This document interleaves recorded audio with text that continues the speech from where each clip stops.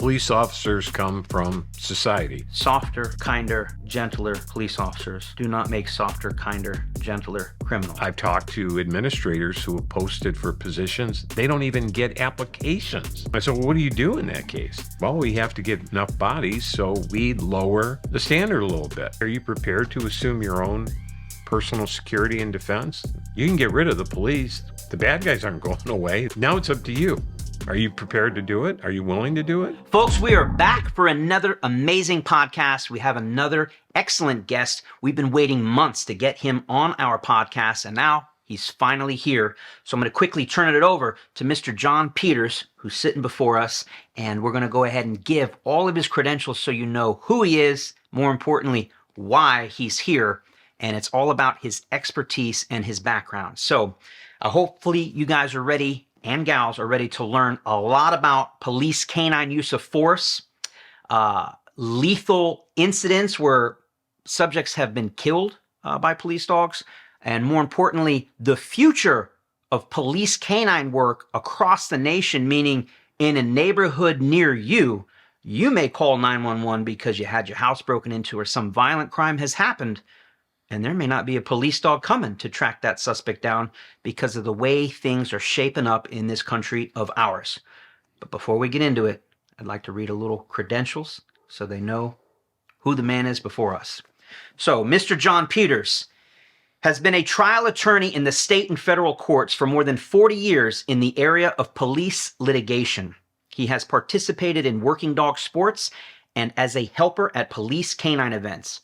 John serves as an author, instructor, and canine legal consultant to police agencies across the United States on incident review policies and best practices.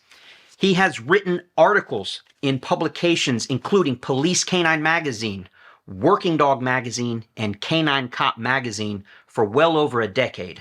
And for the last 15 years, he has traveled the country teaching police canine handlers, police canine units, and the agencies as a whole how to better perform their jobs and basically keep them out of trouble. Now, he's also been admitted in the following courts practicing law: the state of Michigan Circuit Courts, Michigan Court of Appeals, Michigan Supreme Court, U.S. District Courts for Michigan and Wisconsin, and most recently, the U.S. Court of Appeals for the Sixth Circuit and the Fourth Circuit. In other words, he is an expert in his field, and he's going to drop some knowledge bombs on us today, whether you're in police canine, you have a dog at home, or you're just a average, ordinary U.S. citizen that's concerned about the way things are changing in the politics and how we are, and I guess are not, fighting crime in this modern day. Mr. John Peters is going to be enlightening us with his wisdom and his knowledge and his experience, and I am so happy to have you here, John. How did I do for your intro? Great. Perfect. Garrett, it's great to be here. Thank you so much for coming. And I should say, too, he's here also because we've probably known each other maybe a decade or a little over a decade now. Time has really flown.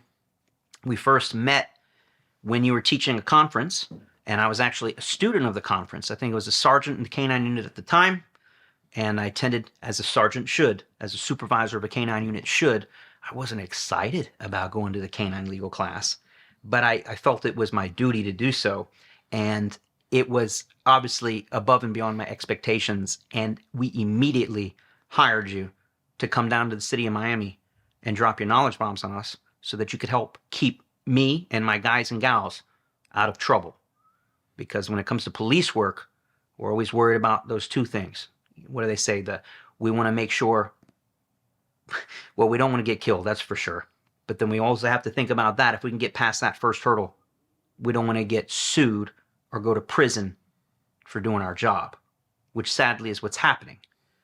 And so, enough yapping from me. I'd like to turn it over to you. Just a brief background, where you grew up, and how you got into law, and how you got into what you do now. Okay. Well, first of all, again, thanks for having me. I love being in this studio, being with you. You reminded me of the Miami seminar. That was one of the best seminars we've ever done. Great group of people down there, not only from Miami PD, but other agencies that you brought in. It was a very strong seminar, and you were the guy who put it together. In terms of my background, I grew up in the state of Michigan. I was actually born and raised in the city of Detroit, and then At about 12 years of age, my family moved to an area just outside of Detroit, but I grew up in the Detroit area my whole life. Attended school in the area, including law school. And I went to law school because I just felt it played to my strengths. I wasn't a math guy. Yeah. I was never going to be an accountant. I was never going to be a chemist. So went to law school. And then when I got out of law school, started right into private practice. And I always worked in the civil arena. A lot of people ask me if I had any prosecutorial background based upon the work that I'm doing now. And I didn't. But pretty soon into practice, I got involved in litigation involving police agencies, police officers, municipalities, and a couple of cases that I think drew attention. And then along the way, I acquired a family and I acquired a German Shepherd dog. And with my first dog, I was involved in the dog sport in Schutzen.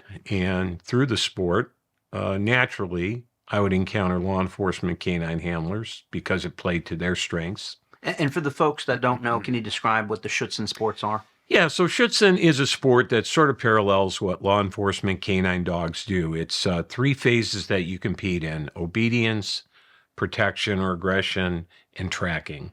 And it was very educational. It was a lot of fun, very time consuming to do it right. And through the sport, like I said, I encountered some law enforcement canine handlers who then learned what I did professionally. They knew I understood what the dogs did as working dogs, and that combination led them to ask me to help educate them in certain areas or topics that maybe were of concern to them. So it started out very small at the beginning. I might go and speak to a group of guys about a particular narrow topic or write an article for them.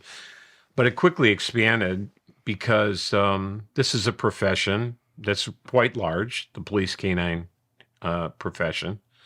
And How many handlers would you say are across the nation? My research tells me there's over 200,000 in the United States. They were in real need of good legal advice. There was a huge demand for it, and almost nobody servicing that for them.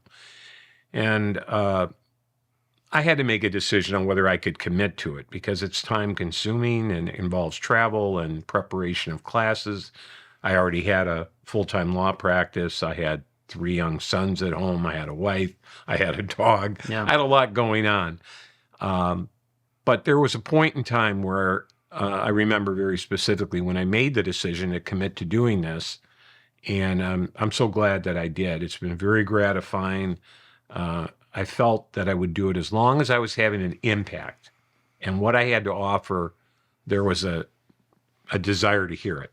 And beyond just the desire, the need, even if the desire wasn't there, some guys don't even realize it. They're so focused on getting their dog ready for the street, don't realize that they're almost on a razor's edge between doing right and getting a commendation and making one little mistake, and they can end up in prison or sued.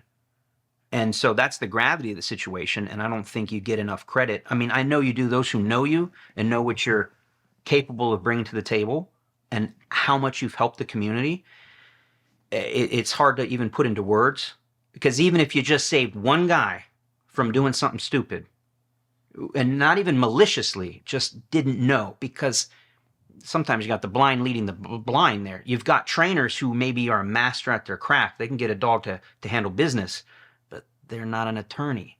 They haven't practiced law. They don't know what's going on out there in the political world and how just saying one word the right way or not saying this one word or statement before you release a dog could make a huge difference in the outcome of a case or their well-being. And so I'm sure it's hard. This is not a way to calculate this, but how many officers you've saved from, and will continue to do so as this knowledge is passed down, from making, dangerous decisions, stupid decisions. And so I thank you for that. And I want to maybe put a little gravity to the situation. What could happen? God forbid, a police officer, or more specifically a canine handler, has an improper deployment of his dog? What could happen? Well, I always like to say that the two concepts of training and the law are intermingled. They're interwoven. I think a lot of handlers look at them as two separate disciplines, mastering training and then understanding the law. But in my legal experience, almost every incident I saw on the street involving police canine related back to a training failure. So you have to train well to be able to fit in with what the law requires of you. And the law needs to be the guide for how you need to train. You need to train to Can you meet give the us law. an example? Maybe with Sure. building search announcements, or when to deploy, when not to deploy? Sure. Yeah, that's a great example. Announcements. Generally the law around the country is that courts want a warning given before you deploy the dog to apprehend somebody by force. They want the opportunity for peaceful surrender. They want that outcome. Officers do too. If a department doesn't train their officers that they've got to give this warning, and therefore through lack of training, they don't give the warning, or they give the wrong warning, or they give it in the wrong manner, and somebody gets hurt as a result, Or even killed? or killed, it's going to result typically in a lawsuit. And that's a very unpleasant arena to be in. Yeah, I've been sued in federal court, and it is not a pleasant place to be at all, especially when you've done nothing wrong. But it's a wild ride, because it only takes a pen and a paper and someone with enough time on their hands while they're serving a 20-year prison sentence. And some of these, no offense to you as an attorney, but some of these ambulance chaser types who want to jump on and try to make some money and file lawsuits, frivolous lawsuits. And unfortunately, the court entertains them. I mean, entertains them beyond what they should be.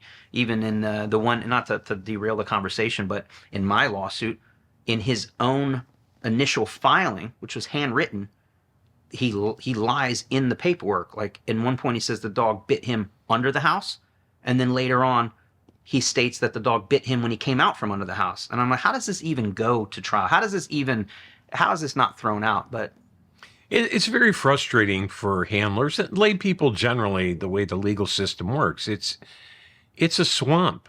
It really is a swamp. It's a swamp for professionals that have to deal in it. You want to believe that there are consistent laws that are consistently applied, but one of the little foibles of the system is it depends on who you draw as your judge. He interprets the law one way, and the judge down the hall interprets it a different like way. a roll of the dice. Yeah, it's a very dangerous arena, and that's why I try to work in my classes to teach handlers how to stay away from it. Yeah. And if you absolutely get locked up in it, how to come out on top. And I would say, too, I think police canine officers, and I hadn't thought of this till right now, actually, and correct me if I'm wrong, but from my experience, that unit, officers in that unit, are more likely to get sued than I'd say any other unit. I would agree with that. I was sued. My stepmother was sued. My father was sued. Before you all get some crazy ideas thinking we are horrible, we won all of our cases. It's to my point. All frivolous. But when you see a dog bite, the plaintiff's attorney, the jury, they start to see that money, because the dog bites don't look pretty. They're not pretty. And all of my friends in canine work, they've been sued from canine bites, and every single one of them, perfect records, no issues internally. It's just, you can do, correct me if I'm wrong, you can do everything perfectly and still get sued. Absolutely. All it takes, I tell somebody, is for somebody to pay the filing fee at the courthouse. Yeah, which is Anybody how can much? file a lawsuit. $100 or something. Oh, now they're up to closer to about $300. But That's a good roll of the dice, because you can put your $300 on the table. right. And more often than not, I don't think the folks at home actually know this, even if you've done nothing wrong and your department backs you that you've done nothing wrong, they often settle with, as they did with my case, They settled because it's cheaper sometimes to settle than to go into months-long, years-long, drawn-out court cases. So, and that's a freaking waste of taxpayer money. But it's cheaper to do that sometimes. So $20,000, $100,000, $250,000 settlements, and some of these folks who are in prison just got nothing better to do are happy to receive that. Yeah, there's no question. And I always think of one of my students who was from an agency outside of Cleveland, Ohio, a handler who got sued. His case lasted 8 years. The city paid $500,000 in attorney's fees to defend the case. And in the end, it went to trial, and he was found not liable at trial. But he told me, he said, John, at that point, it was really anticlimactic that the fact that I was found not liable, it was almost didn't mean anything to me because of all the damage that was done along the way, the stress on my family, worrying about could I lose my house if there was a heavy verdict against me, people looking at you sideways, not sure if, well, maybe there is something to this. And it's a horrible, horrible system to be put through. And so to the extent that I can make handlers smarter and help them avoid ever entering that arena, I'll be doing that all day long. Yeah, and you hit the nail on the head. I mean, the stress it's very hard to put into words, the level of stress, because like you said, it's a roll of the dice. Yeah. You don't know what the judge is going to think. You don't know who's on that jury. Right. It could go any which way. And again, you could have done everything right. By the way, split-second decisions, and still do everything right under the worst of circumstances. And then you're put through the ringer for years. So not fair, not fun. So anyways, I think I'd like to hear some more about your thoughts on canine use of force, maybe what you've seen in your 40 years of practicing law. Do you see a change in the winds, so to speak? Is the atmosphere changing out there? And we see it in the news, defunding the police, demilitarizing the police.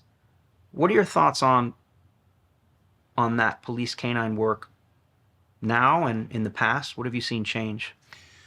Well, I would say within the last 10 to 12 years in particular, there's been a real acceleration of efforts to eliminate the canine as a use of force by police agencies.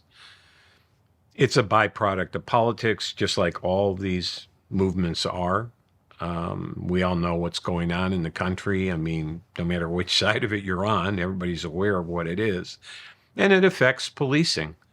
There's a heavy emphasis now on avoiding use of force as much as you can, not just canine, but all use of force, because we have a generation now that was raised with use your words, and words don't always work, as you know, Garret. So, that dog has always occupied what we call less than lethal use of force space, which means it prevents an officer from having to make that decision to go to lethal force, or alternatively, to just simply let the suspect go. It occupies that middle ground. It provides safety for the officer. It provides a better outcome for the suspect, frankly, than what could possibly happen if it's not used. And yet society, well, I won't say society, but certain groups are pushing to either restrict the use of the dog or to completely eliminate it as a use of force in policing. And I think it's a big, big mistake. And that's already been done in a few major departments across the country. They're starting to disband canine units and or significantly restrict the use and deployment of canines. Yeah. And maybe you could touch on, because some people who maybe don't understand, maybe never seen a police dog bite or only seen it on the news. How can you say that a police dog bite is a better alternative than what could happen if there is no police dog to do the work? Well, being a less than lethal use of force, it gives the officer an option less than the use of lethal force, and that everybody should want that outcome. I used the example in an article I wrote about the Rayshard Brooks incident in Atlanta, Georgia. Some people may remember it. It occurred at the Wendy's drive-through, and 2 police officers had to respond to a call, and Mr. Brooks had an outstanding warrant. This was national news when it came Yeah, out. oh yeah. Yeah, it was national news. Around what year is this? Only a handful of This years is ago. right around 2021, right in that period, right when everything was very intense. And Mr. Brooks, rather than peacefully surrendering, he stole a taser from one of the officers, ran, turned, and pointed it at the officers and fired it. The officers returned fire, and he was killed. Now, I always point out if you had a police canine on the scene, there were two potential outcomes, both of which were better. One is that in the face of the canine, Mr. Brooks decides to peacefully surrender. Okay, that's great. That's how we want it to go down. Or, worst case, the dog has to be deployed to seize him physically, but he may be injured slightly, but he is still alive. His daughter has a father. The two officers are not facing criminal charges and losing their job. The chief of police doesn't resign over it. The Wendy's doesn't burn to the ground. There were a lot better outcomes than what we were faced with because that option wasn't available to the officers at the time. So canine, I think, is misunderstood by a lot of people. People want to get rid of it, see it as it's too vicious or it's too primitive and too barbaric. And the people who want to maintain it understand that it provides an option that without it can only lead to worse results in encounters with suspects. And not to mention, too, all the other attributes that a police dog brings to the table, such as tracking down and finding suspects. It's just they have yet to find a robot that can do what a dog can do with their nose. The location of hidden drugs, explosives, firearms, missing persons. And so it's kind of like, what do they say, throwing the baby out with the bathwater. You may not want the bite work portion of it, but you can't get rid of canine dogs altogether. There is no replacement for it. But even especially when it comes to the use of force aspect of it, I will tell you, having personally worked police dogs on the street, it's a game changer. And we often use this ratio. It's not a perfect ratio, but I'd say around 50% of the time you bring a police dog out, they don't want to play games anymore. They don't want to run. They don't want to hide. They're ready to give up just the mere presence. I mean, there's some funny videos out there where an officer might get on the PA and pretend he's going to deploy a police dog. I've done that, right? We didn't have it hadn't hit a threshold where we could deploy a police dog, which is a whole other conversation. We're not just releasing police dogs on just someone who stole a pack of gum from the convenience store. In the city of Miami Police Department, had to be a felony. And even then, if it's a felony, we would hold a tighter leash and maybe not want to bite that individual if it was just a stolen vehicle bailout. Now, that leash is going to get a little looser, a little longer, maybe not even use the leash if we're going after an armed robbery suspect, a murder suspect, and that dog is giving us 15, sometimes 30 foot of cover and safety and distance. And again, just the intimidation factor. All of this comes together, and it's just so much safer. It just blows my mind to see this happening to an industry and a profession that I love. Meanwhile, it must be every other week I get a text message from my father, also police canine handler, 28 years, officer down, canine officer shot, canine officer stabbed to death, canine officer, meaning the dog, and the handler both killed. And the streets, I feel like they're just getting hotter by the minute. And then you touched on it, I want to circle back to it. You feel police officers, I don't want to put words in your mouth, but how would you describe officers of this day and age as opposed to 10, 15, 20 years ago? Well, police officers come from society, and they are generally younger people. They don't join the police ranks when they're 60 years old. They come in as young men and women. And this generation of young men and young women, however you want to view it, good or bad, were raised to avoid things like physical contact or combat or physical encounters. Again, back to use your words. I can think of some examples with my own sons. Boy, putting 3 boys through school with administrators that have that mindset is a real challenge. And I would get a call about, I would say about at least every 3 weeks, I would get a call about one of them. Well, he pushed so and so down on the playground today and he could be suspended. And, it was exhausting. It's just a reality. I mean, this generation's being raised and taught you don't put hands on anybody. You just use your words. And unfortunately, what's going on at the same time that candidates, we'll call them, for police work are coming from a softer process, the criminals are getting harder. At the same time that the candidates are getting softer, the bad guys are getting tougher.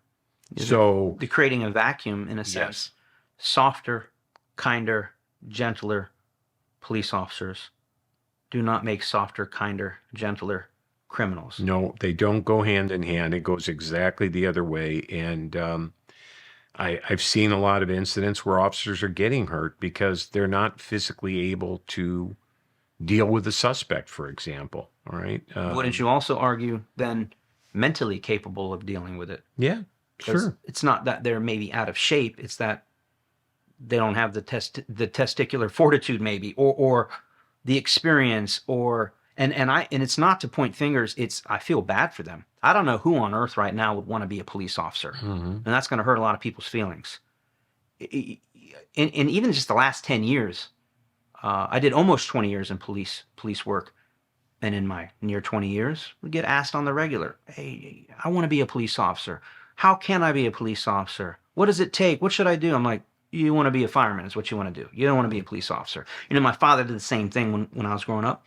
16, 17, 18 years old, I used to do ride-alongs with him. And he would take me, midnight shift. We're out there starting around 9 p.m. And we're out there just tearing it up, trying to stir up a car chase so we could get a bailout so we could use the dog. And we got a lot of those. And after we would do that, we'd get in a car chase and just crazy stuff. Adrenaline pumping, 16, 17, 18 years old. I'm like, this is the coolest thing ever. Then finally around 3:30 in the morning, things would pretty much settle down. And I'm wired. I'm wide awake. Let's do another one. My father would say, look, now I know that was fun. He did this every time we did a ride along. I know that was fun. But I want to show you something else. What? I'm going to take you to the fire station. We go to the fire station. There's nothing against firemen. But they're sitting in their big recliner lazy boys. They got the full kitchen going. Their cars are perfect. They're all in great shape because they can wash their cars and work out on duty, and more power to them.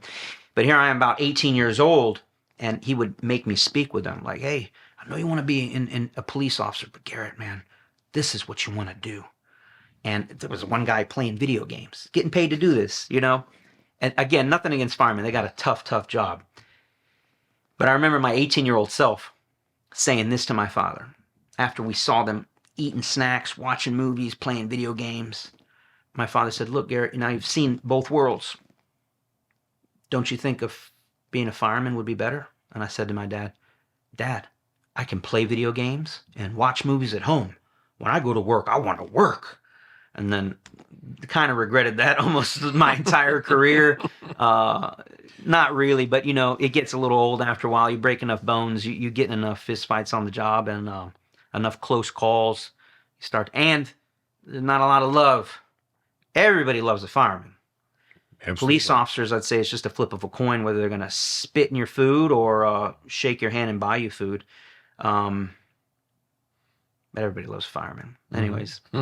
Well, you raise an interesting point. I mentioned about the mindset of this generation and how they're raised. And it's going to play out in whatever they do. But when they're going to enter a profession that demands physicality of them at times, then they have to be prepared to be physical. And frankly, between you and I think a lot of bad shootings in police incidents are the result of young people going to weapons way faster than they need to because they don't trust that they can handle it physically.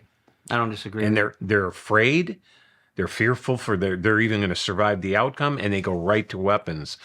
And I think that's just a reflection of that lack of physicality in the candidates coming through. It's no different with the canine handlers. I mean, you just see some of them, and they're not all young. I see canine handlers that have been around for a while, and yeah, they're carrying about 15 extra pounds out in front, and they probably couldn't run a mile if they had to. And we've let that, decline. So overall in policing, I think we've allowed standards to drop for physical fitness, as we have as a society. And you might be able to get away with that in many other aspects in society, sitting at a desk doing work. But when you're out on the street, especially if you have to work a dog, you better be fit and you better be prepared. And it's going to be physical. And I just see that it's not. You and I had a discussion about another phenomenon, which is at the same time that handlers are being recruited that are less physically able, And they're I getting think it's mentally too. and mentally. Yeah, I think they're just softer, kinder, gentler. Yeah. And they're getting matched up with dogs that are stronger than ever before. So it's a real mismatch between the handler and the dog. And sometimes the dogs, as you know, they figure that out, right? Oh, And they're deciding, hey, who's going to be in charge of this relationship? I'm going to be in charge Yep. of it. yeah. And we can't have that. So, when I talk about the desirability of having canine, it's both sides have responsibility. Society has to support it and encourage it, and handlers have to respect it. I mean, if you're abusing people with a dog or you're abusing the dog, you're guaranteeing the end of the profession. People will shut it down. So you don't feed people an excuse to do that. You have to honor that assignment. You have to be professional. Use the dog when you need to use the dog in the manner that you're allowed to use the dog. And from the other side, people have to respect the need for the dog and what the dog can do. I always tell people who are critical of policing, I say, are you prepared to assume your own personal security and defense? Well, what do you mean? I said, well, you can get rid of the police. The bad guys aren't going away. They're going to fill the vacuum. Now it's up to you. Are you prepared to do it? Are you willing to do it? Like what's happening in Pittsburgh. Yeah. That's the latest and greatest. What is it, between 3 a.m. and 7 a.m.? You can call 911, but good luck to you. Right. We'll be there in the morning. Right. Because they're short-staffed. And I think a lot of agencies are struggling to hire. Because, again, you got to be crazy to want to get in that profession right now. The criminals are more violent than ever. Society appears, or it feels like, because of the news, fake news, if you ask me, putting so much pressure on police officers, scrutinizing everything they do, body cams, and you're just getting it from both sides. Like, there's so much hesitation before you put hands on someone, so much hesitation before you even pull your gun out. And there's got to be a million thoughts running through your mind when, should I think I should shoot. I feel like I should shoot. I should defend myself. Is this the right thing? Oh my God, there's cameras pointing at me right now. People are screaming at me. I'm happy to be out of it. Yeah. I mean, I think if you look at the guys who went into it, when your father went into it and in that era, I mean, they certainly didn't go into it to get rich because you weren't going to. There had to be a certain element of public service in your blood. You wanted to make an impact. You wanted to make a change. You wanted to see things better. That there had to be an element of that. And frankly, and sadly, I don't think that there's much of it in this generation. And so the money's not enough to attract them. The downside is huge. And they don't have the public service motivation that used to exist. So the end result is you're not getting candidates. I've talked to administrators who have posted for positions. They don't even get applications. So I've asked them, I said, well, what do you do in that case? Well, we have to get enough bodies, so we lower the standard a little bit. Nothing major, but But over time, you can't have a tattoo. Okay, you can have a tattoo. You can't have a conviction. Well, you can if it's just a misdemeanor. And it just keeps sliding down until they can capture enough people willing to take that job. And that's a very dangerous development for society. Yeah. And I loved what you said, and it never occurred to me before, but I guess we're talking about now Gen Zers are in the workforce now, in the police I world. can't keep up with the Yeah, alphabet. we had to look it up. You and me yesterday. We're at lunch. Right. Like, well, what generation am I? And correct me if I'm wrong, but I think I'm a millennial, born in '83. I don't really consider myself maybe a millennial. I feel like raised by more old school parents. I'm more old school. Matured real quick as a police officer at 20 years old. Point being, we now have that softer, kinder, gentler millennials are now supervisors and command staff of these police departments. And we might have some amazing command staff, but we also have some folks who, in my opinion, don't belong up there. They got there not because they put their time in on the street, not because they got their hands dirty, getting out there, tearing it up, arresting criminals, and the best record as far as the most arrests and just really taking bad guys off the street. No. But they do have a master's degree. They do test well. They do interview well. Mm-hmm. And good, more power to you. But now you have someone leading hundreds of men and women, maybe over an entire district or an entire section, and they never even got their hands dirty. And it is very tough nowadays. I keep coming back to it, but not only are you getting it from society, you got to worry about your own, watch your own back, make sure you don't get hurt. You got to worry about your family, make sure you get home in one piece. And then you got to worry about command staff that may or may not have your back when you do what you got to do to try to make it home in one piece. And they don't even know what it's like because they spent the minimal amount of time necessary to get on the street, to be on the street. And then as soon as that window opened up for some cushy desk job as a detective, they take it and then they ride it out. So, Yeah, and it's to flip it the other way, like candidates who want to be canine handlers or officers who want that assignment. I've always said that I think they should be required to shadow a canine handler for an extended period of time and understand what's involved, not only on shift, but off duty when you go home. The work isn't going to stop. Now you've got kennel cleaning and combing the dog out and food and cleaning food bowls and maybe administering meds or whatever it is. It's a lot of work, and it's a commitment that if you're not willing to make it, really you shouldn't do it. Yep. Because I've seen canine handlers who got the position based on seniority, like they got to pick their next assignment and they picked canine.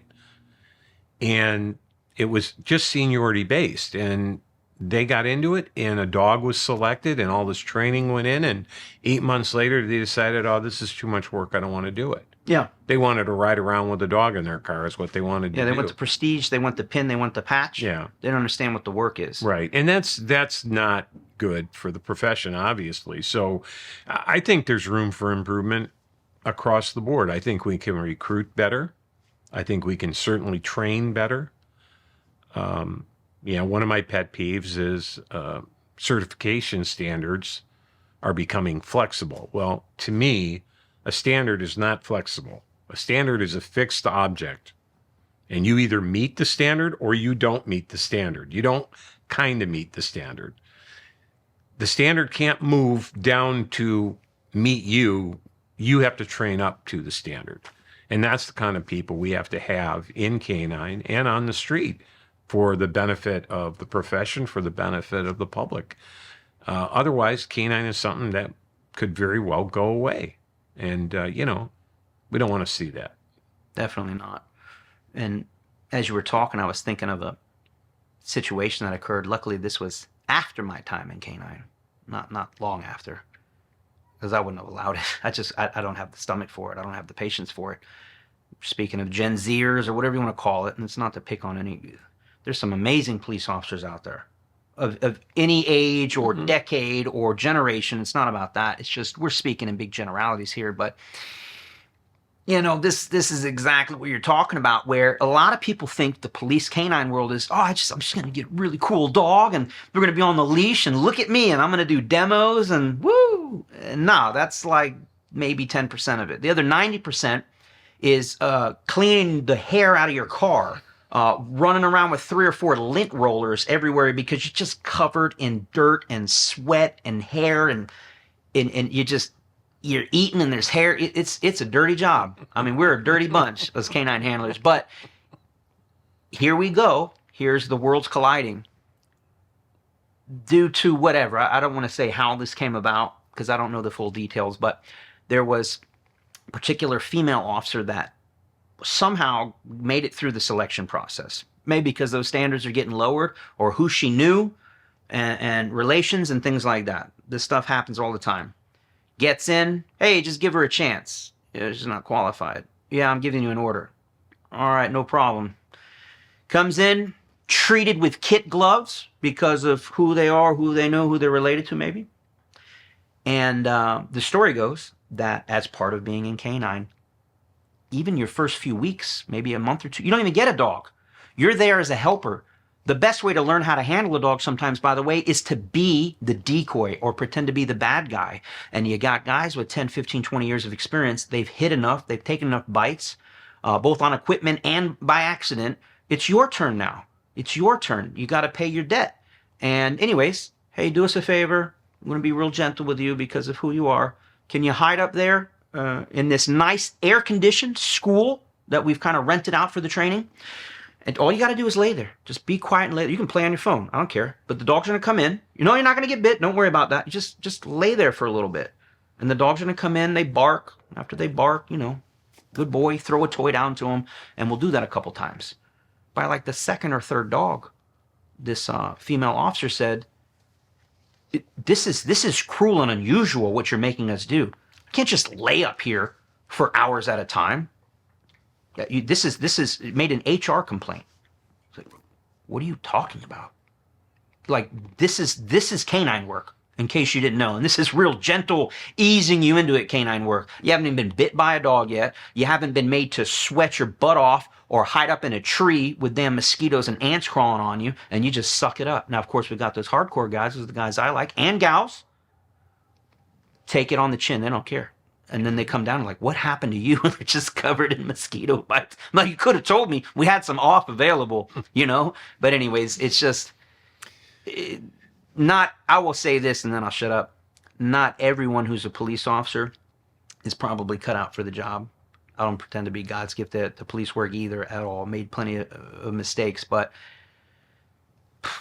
there's just some officers who, I always said this to myself, like, when I call 911, it's a bad day for me. I'm as a citizen, and my family's in trouble, or there's somebody or something threatening my family, my life, my property. I want a cop to show up. I want someone who's going to come, or a team of guys and gals that are going to handle business, not some soft, fruity pebble looking. You know what I mean? Oh, I know exactly what you're talking about. In my classes, I have a concept that I really hammer hard called standard of excellence. Because what I tell handlers is your standard of excellence will go a long way towards determining whether you ever end up in court, and if you do, how you come out of that process. And I always use this story. This is actual story. So I did a seminar in upstate New York many years ago. There were two handlers from Suffolk County, New York. Still remember these guys plain as day. Garrett, you may be familiar with, you go to some of these qualifying workshops where you're going to qualify or certify. And after the certifications are done, some guys are ghosts. They disappear. They're out having fun. They're in a new town. It's vacation. And some guys work hard, you see them both, right? So there were these two guys. They were at every training event they could make. They were squared away. They were physically fit. Their clothes were clean and pressed. I don't mean uniform. I'm talking training clothes. They were on time. They came with notepads. They asked the master trainers questions. They wrote things down. And even after the venue was shut down, you'd see them over in the field practicing what they had just done in the venue with their dogs on their own time. These guys were there, and they were there throughout the week like that. Now, there was a second guy. He was about 30 pounds overweight. as soon as his certifications were done, nobody could locate him anymore. They're, oh, whatever happened to Jeff? I think he went to the Dairy Queen, but he'll be back. You'd see him parked under a tree in his patrol vehicle, sound asleep in the car, 3 days of shadow, 5 o'clock shadow, overweight, out of shape, uniform covered in dog hair. Now, back to the first two guys. Their dogs, fit, hardworking, and responded the best as a team with their handlers. Second guy, his dog, overweight, looked like he hadn't been combed out in 3 months, tired after 15 minutes of work. He's panting and not listening to his handler. And I always point out, that's not a coincidence. The standard of excellence that you have or don't have runs down the lead to your dog. It doesn't run up the lead. The dog doesn't create it for you. Whatever one you have or don't have, that's the one your dog's going to have. So the added burden or responsibility on a canine handler is if you don't have a good standard of excellence, your dog's not going to have it. And you may have to rely on that dog one day. So, you see it all over the map. You see guys like the guys I described who are just worked like razors. I mean, they were very impressive. So impressive that when I got back from the seminar, I wrote a letter to their chief about them. And he wrote me back and he said, I really appreciate that you shared that with me. And, we're going to do something nice for him or single him out or whatever. I didn't write one about the other guy. I didn't want to put him through that, but it was a sorry sight. And it just goes back to what I described as standard of excellence. And again, whatever standard of excellence you have or don't have will have a direct impact on whether you get tied up in this court system. And if you do, whether you come out on top or whether you go down. Yeah.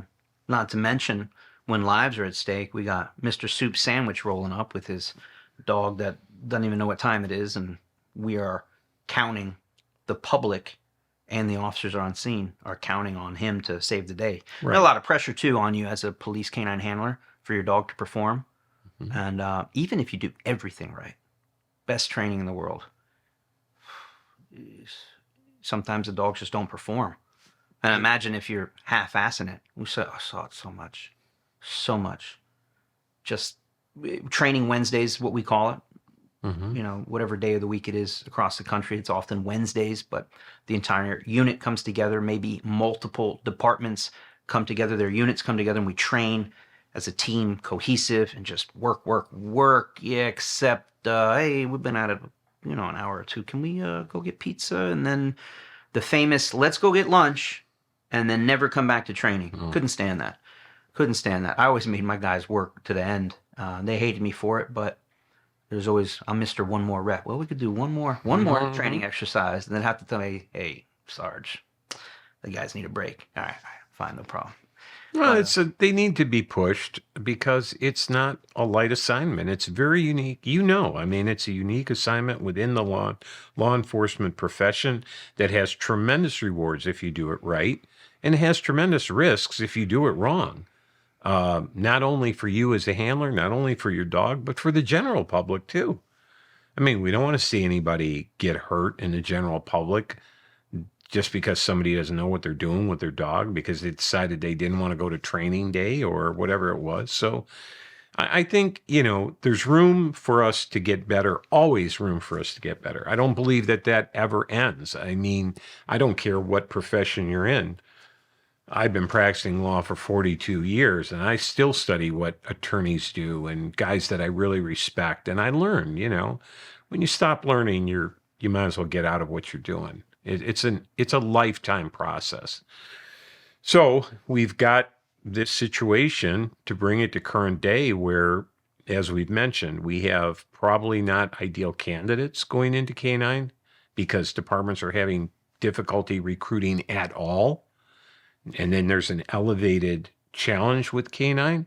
So if you already have a less than desirable candidate just for law enforcement generally, he's going to fall short in canine too, even shorter. And then, so it goes back to recruitment, Training is not where I think it needs to be for the most part when I see it. I've had handlers tell me, well, I'm not getting paid. I'm only getting paid to train this much. And my response is, well, you have a lot of extra time during the week. You're not willing to spend 4 or 5 extra hours with your dog to make him better at what he does? The dog that might save your life one day?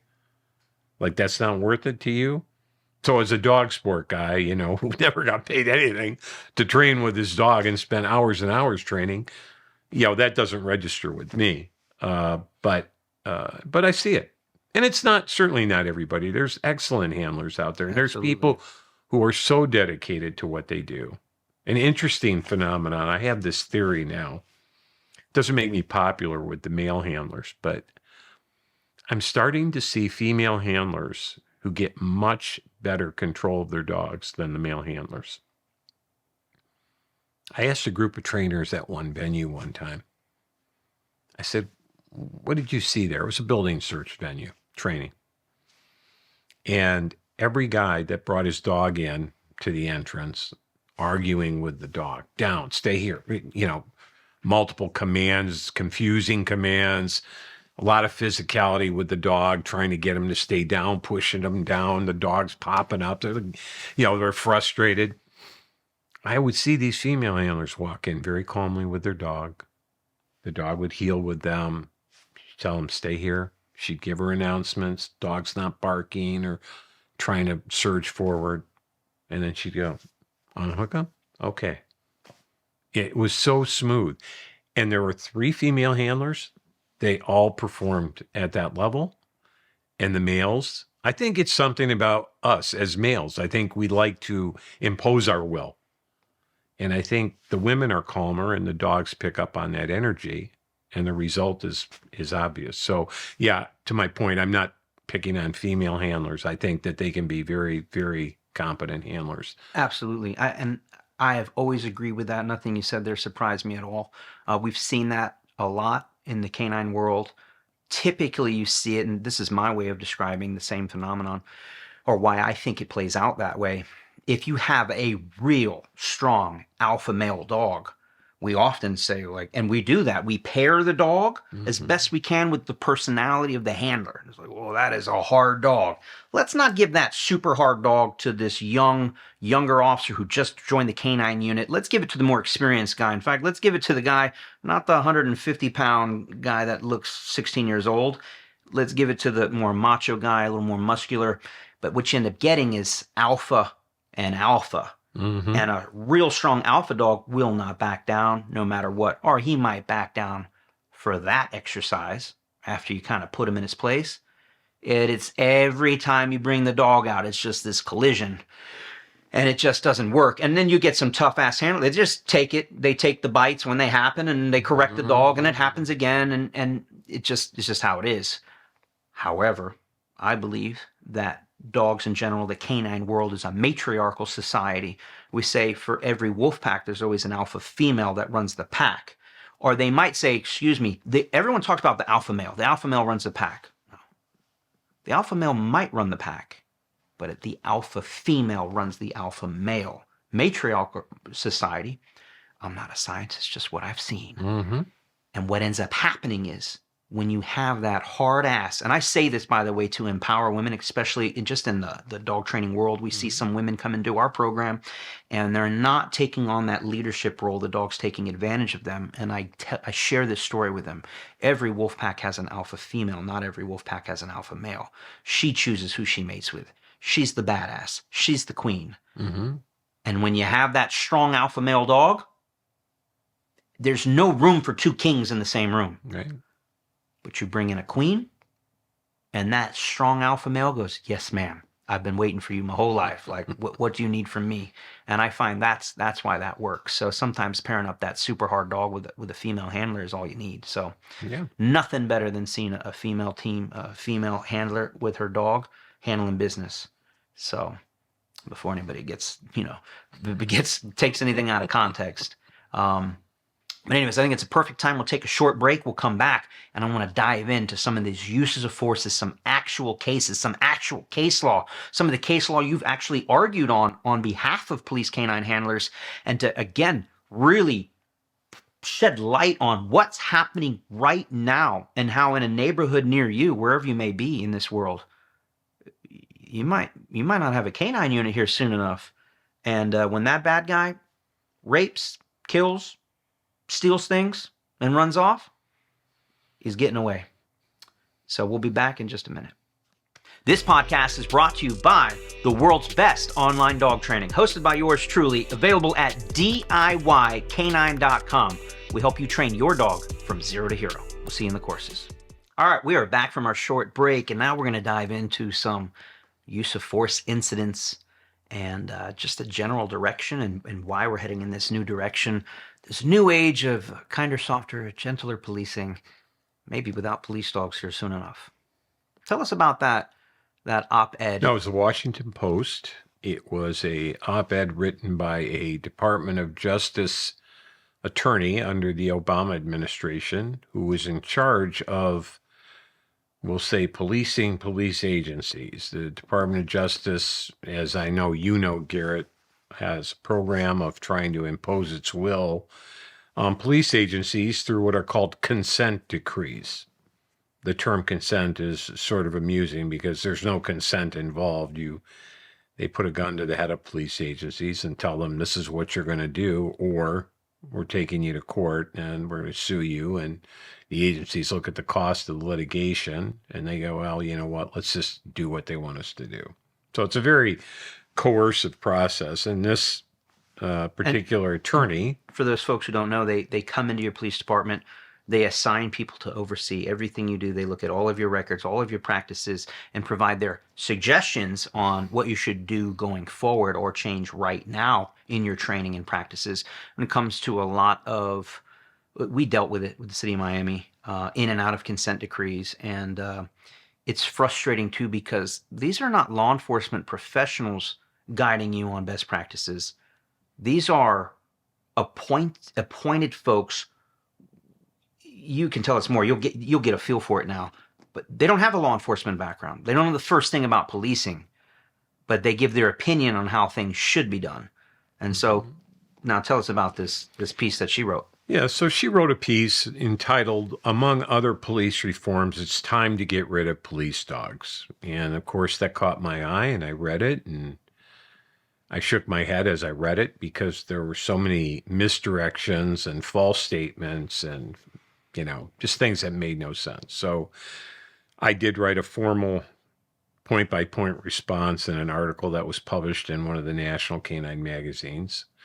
But what she was getting at was, really part of this targeting of the canine as something to get rid of. And she had a particular emphasis on the fact that, this is particularly unfair to minorities. And minorities tend to be the primary victims of these physical seizures by dogs.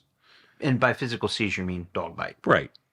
So my response was, well, that would make sense because it would correspond to the percentage of violent crimes and other crimes that lead to the deployment of the canines by people from those communities. Now, we can have the argument about why that happens, and that's a sociological and other argument, but statistically, there's nothing to argue.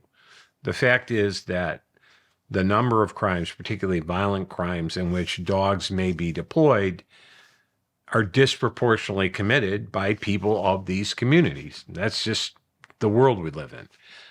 So there is nothing surprising that there would be more bites by police dogs of people from these communities if those people are the ones that are disproportionately committing the crime. And I kind of made that point. And as a police canine handler, it's not like we get to pick and choose which call we're going to respond to. You're called, you have to show up. And can you imagine, and we're probably not too far away from, I think we are there, to be honest with you. Hey, the suspect that ran is a black male. Oh, well, then I can't deploy. What do you mean you can't? Well, I have too many bites.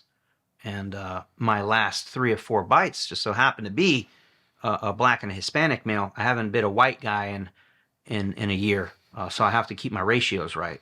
And hey, I'll say this too, and I don't know if I've ever said this publicly before. I got in a shooting, in my first shooting, and I'll just fast track to this point.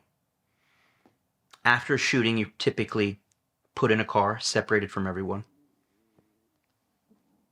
and you're not allowed to speak to anyone. And you don't want to speak to anyone because anyone you speak to could become a witness, and it's just quiet time for you. But there are certain people you can speak with. Command staff, investigators, and in this case, an attorney or a union rep.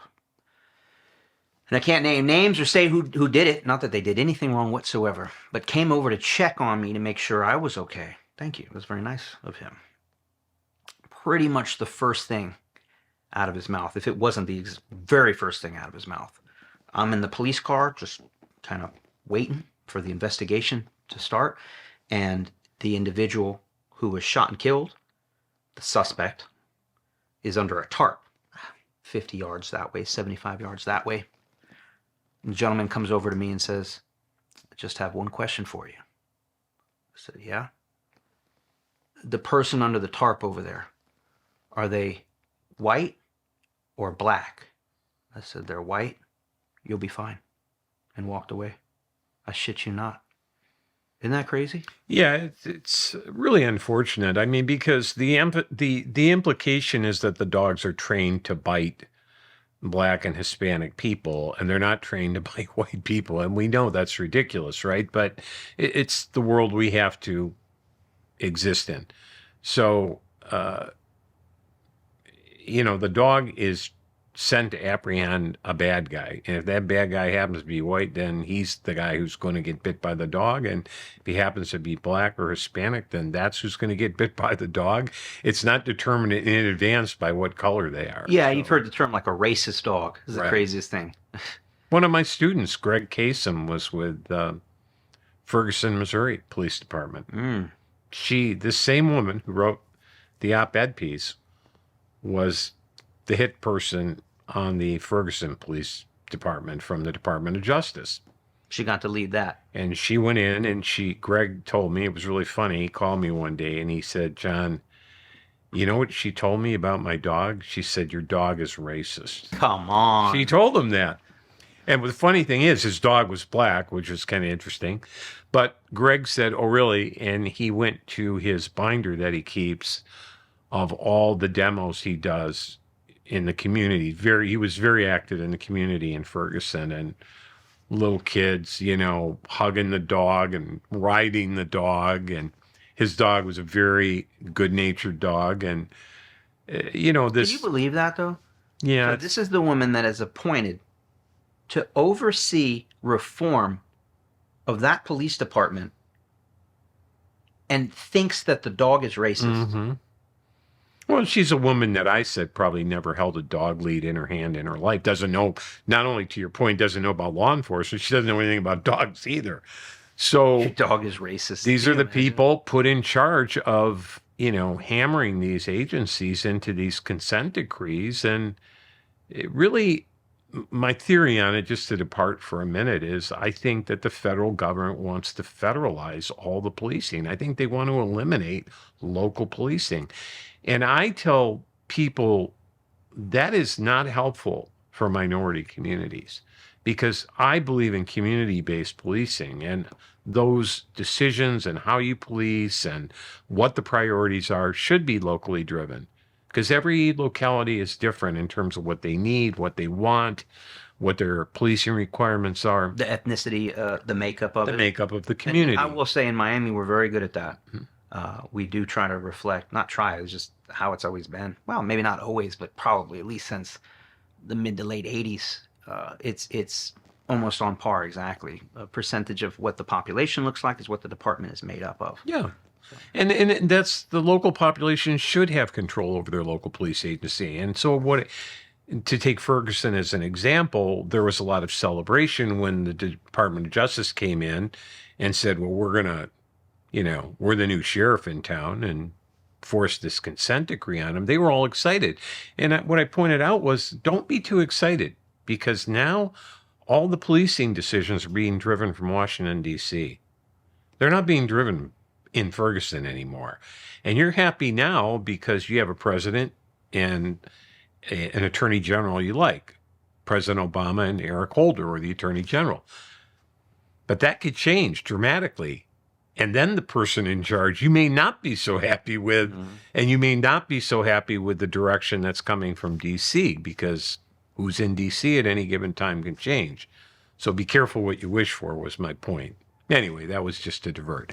So now my response to her article was more really because I felt she was misinforming people, and it really, just didn't sit well with me. And I felt that I needed to clarify it, and the public needed to understand too.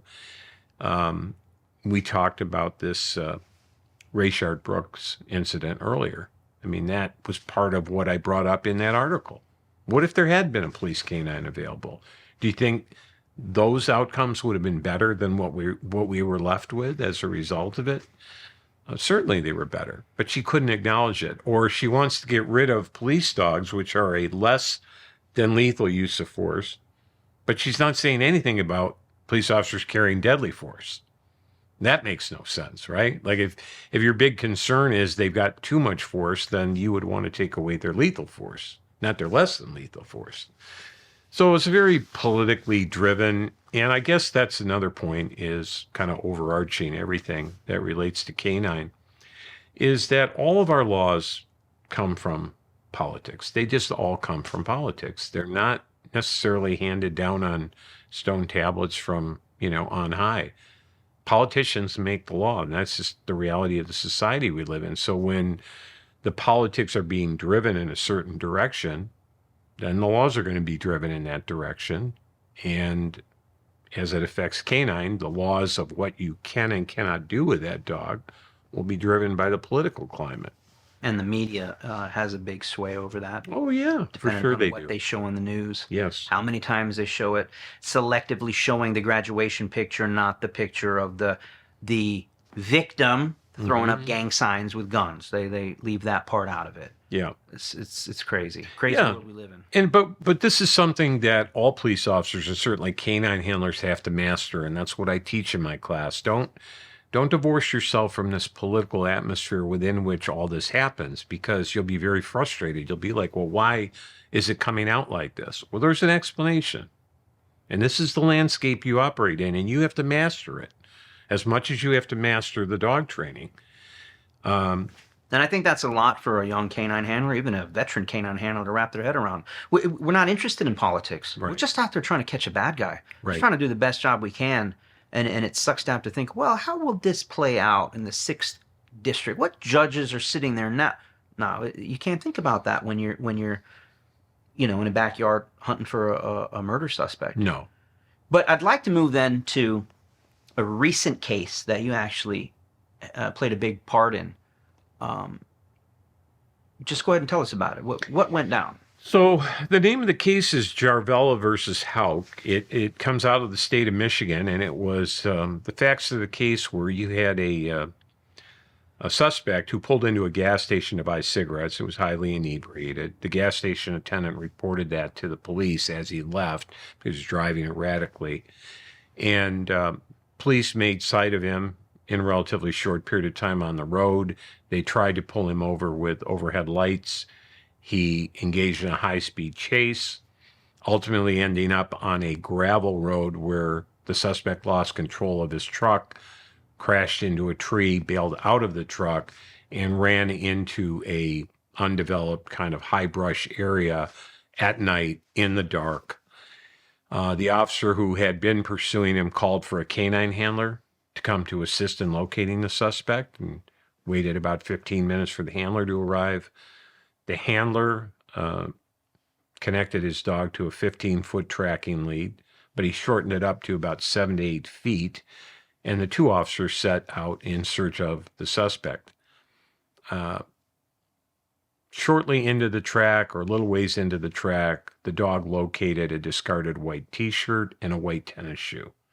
And then shortly after that, the dog located the suspect in the brush. The suspect was apparently startled, but lashed out at the dog. The dog seized the suspect by his arm. A struggle ensued between the dog and the suspect. Other force came into play to try to get the suspect to surrender. He fought the officers. He fought the dog. He fought through a taser. He fought through several hand strikes delivered by one of the officers. And ultimately, it took 5 officers to get him to comply, but he ultimately did roll over onto his stomach as directed, and the dog was released. And I want to say, too, before people think 5 officers jumped on this guy, it was the 2 officers and the canine. The guy was putting up a pretty good fight. He was drunk.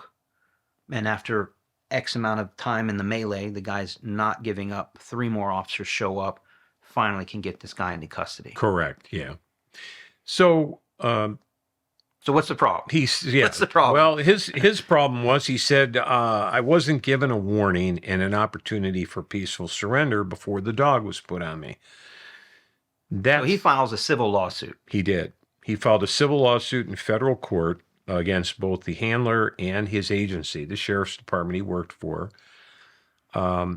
The sheriff's department was dismissed from the case on a legal defense, but the trial judge refused to dismiss the claim as to the handler, saying that there was a question of fact as to whether the handler could have avoided the encounter with the suspect and the dog, and whether he acted properly.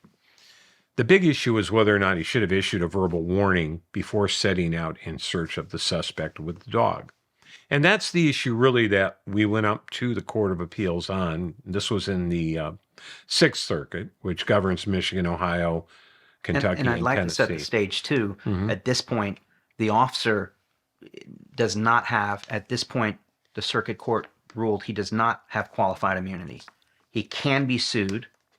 He can lose his home. He can lose his pension. He is being tried for a civil rights violation. Right. For doing his job, in my opinion. Right. So it's a lot of stress. I just can't imagine the stress that's on that officer, on that family, for showing up to do what he's been paid and trained to do. Correct. We've got some a-hole who's drunk driving, fleeing from police, wrecks his car, runs into the woods late at night. Mm-hmm. I guess we're supposed to just walk away from that. Don't deploy the dog.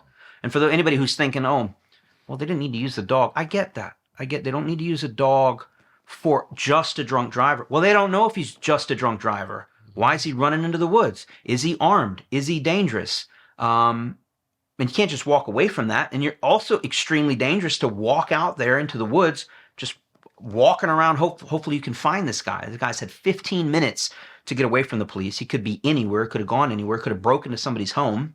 And you can walk about a mile in 15 minutes. Mm-hmm. Where's the guy?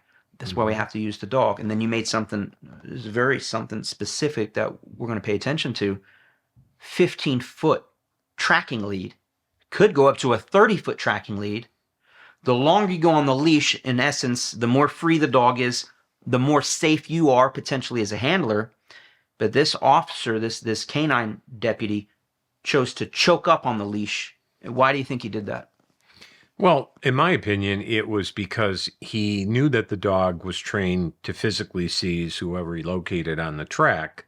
Called find and bite. Yeah, and he didn't really want that outcome. I mean, he wanted to try to locate the suspect, certainly, but he wanted to try to avoid the physical encounter if he had the ability to do that. And he exercised the best method he could by shortening up on the lead, giving him more control, and as you point out, putting himself at greater risk, if the suspect was armed, for example. So they set out on this track, and, it ends up going to, he appeals the decision. The officer appealed, correct. Yep. So it goes up to the U.S. Court of Appeals, and that's where we argued. The argument was that there was no what we called clearly established law in that circuit that said that a police canine handler on a track with a lead attached has a duty to give a warning before he sets off on that track in search of a suspect, even though he knows the dog is going to physically seize whoever he finds. So that was the issue. And the Sixth Circuit really was using this case to establish the law of the circuit. There was no case law on it.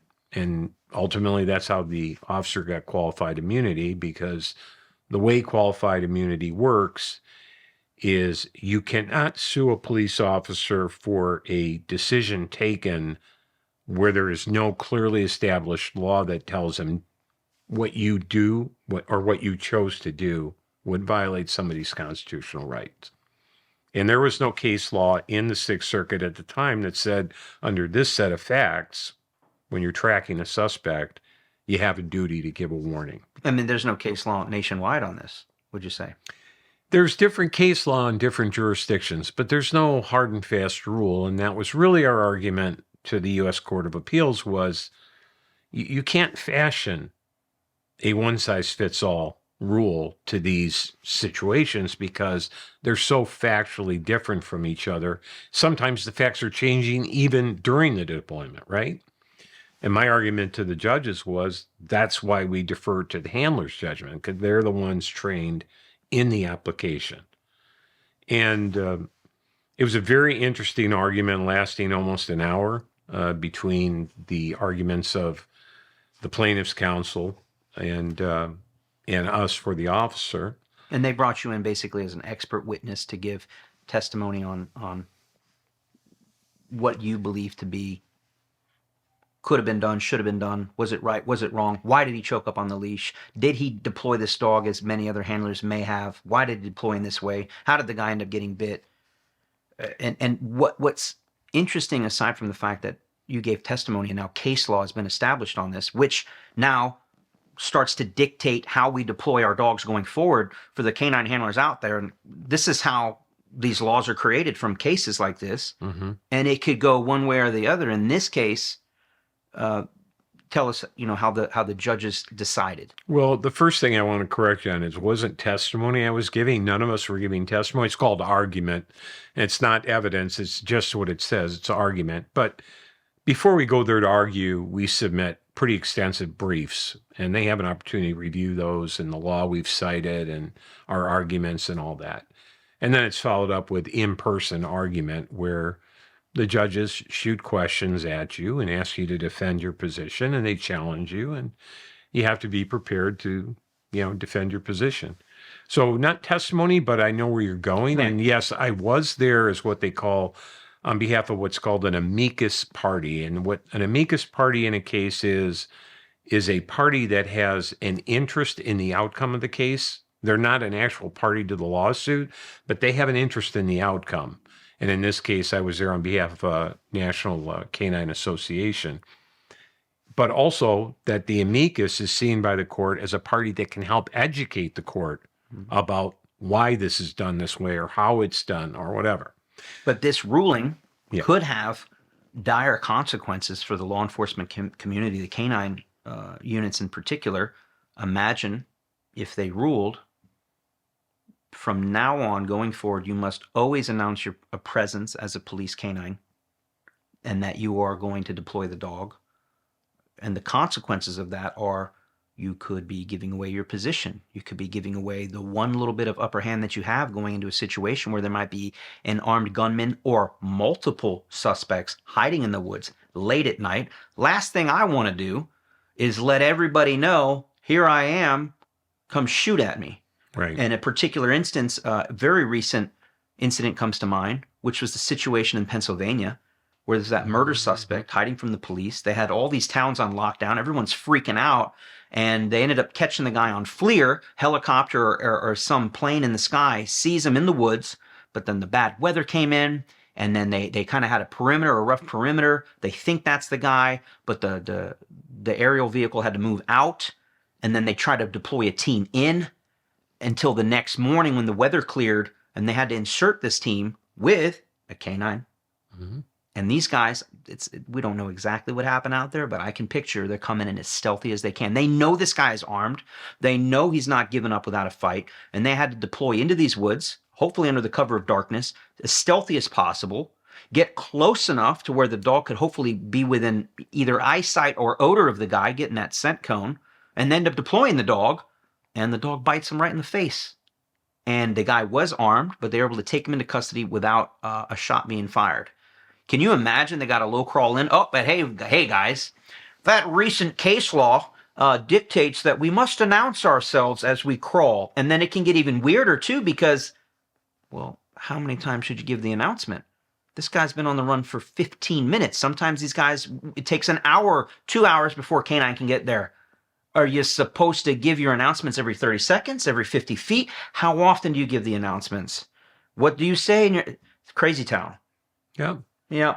Well, this was the question of the judges, and for handlers of mine that have had the benefit of listening to these arguments in classes, I see a lot of raised eyebrows. I see people shaking their heads, because what handlers never get to experience is that actual exchange. They see a written report of the case result. It's in text. There's no people attached to it. There's no question and answer. They see the end result. And it's a very unique process. And, the questions we got from the judges reflected their general lack of understanding of this use of the dog. And that's our job. Our job is to educate them and make them understand why things happen the way they do. I was asked, why not just have a rule that you give a warning anytime you're going to go in with the dog? It seems to have no cost associated with doing that. And my argument was, well, when you have a suspect that's actively fled and concealed himself, it puts the officer at risk of ambush. And we know, you and I have talked about cases where that's exactly what has happened. And in this case, another question by one of the judges in favor of the officers was asking the plaintiff's attorney, why wouldn't he just run again if they gave the warning? Like, how many times do they, to your point, did they have to give the warning? Yeah, wasn't he warned when they put the police lights on? Wasn't he warned, after he crashed his car and ran into the woods? Right. The police are right behind him. Right. Yeah. And it's like, and if you had said the police dog's coming, like, what, he may give up? And it ends up in their testimony too, right? In the lower circuit, the guy was passed out anyways. Right? Passed out. He only woke up when the dog showed up. Right. So he probably wouldn't have heard the announcements anyways. Yeah, it's highly unlikely the announcement would have had any effect, and that's what one of the judges on the panel pointed out to his attorney.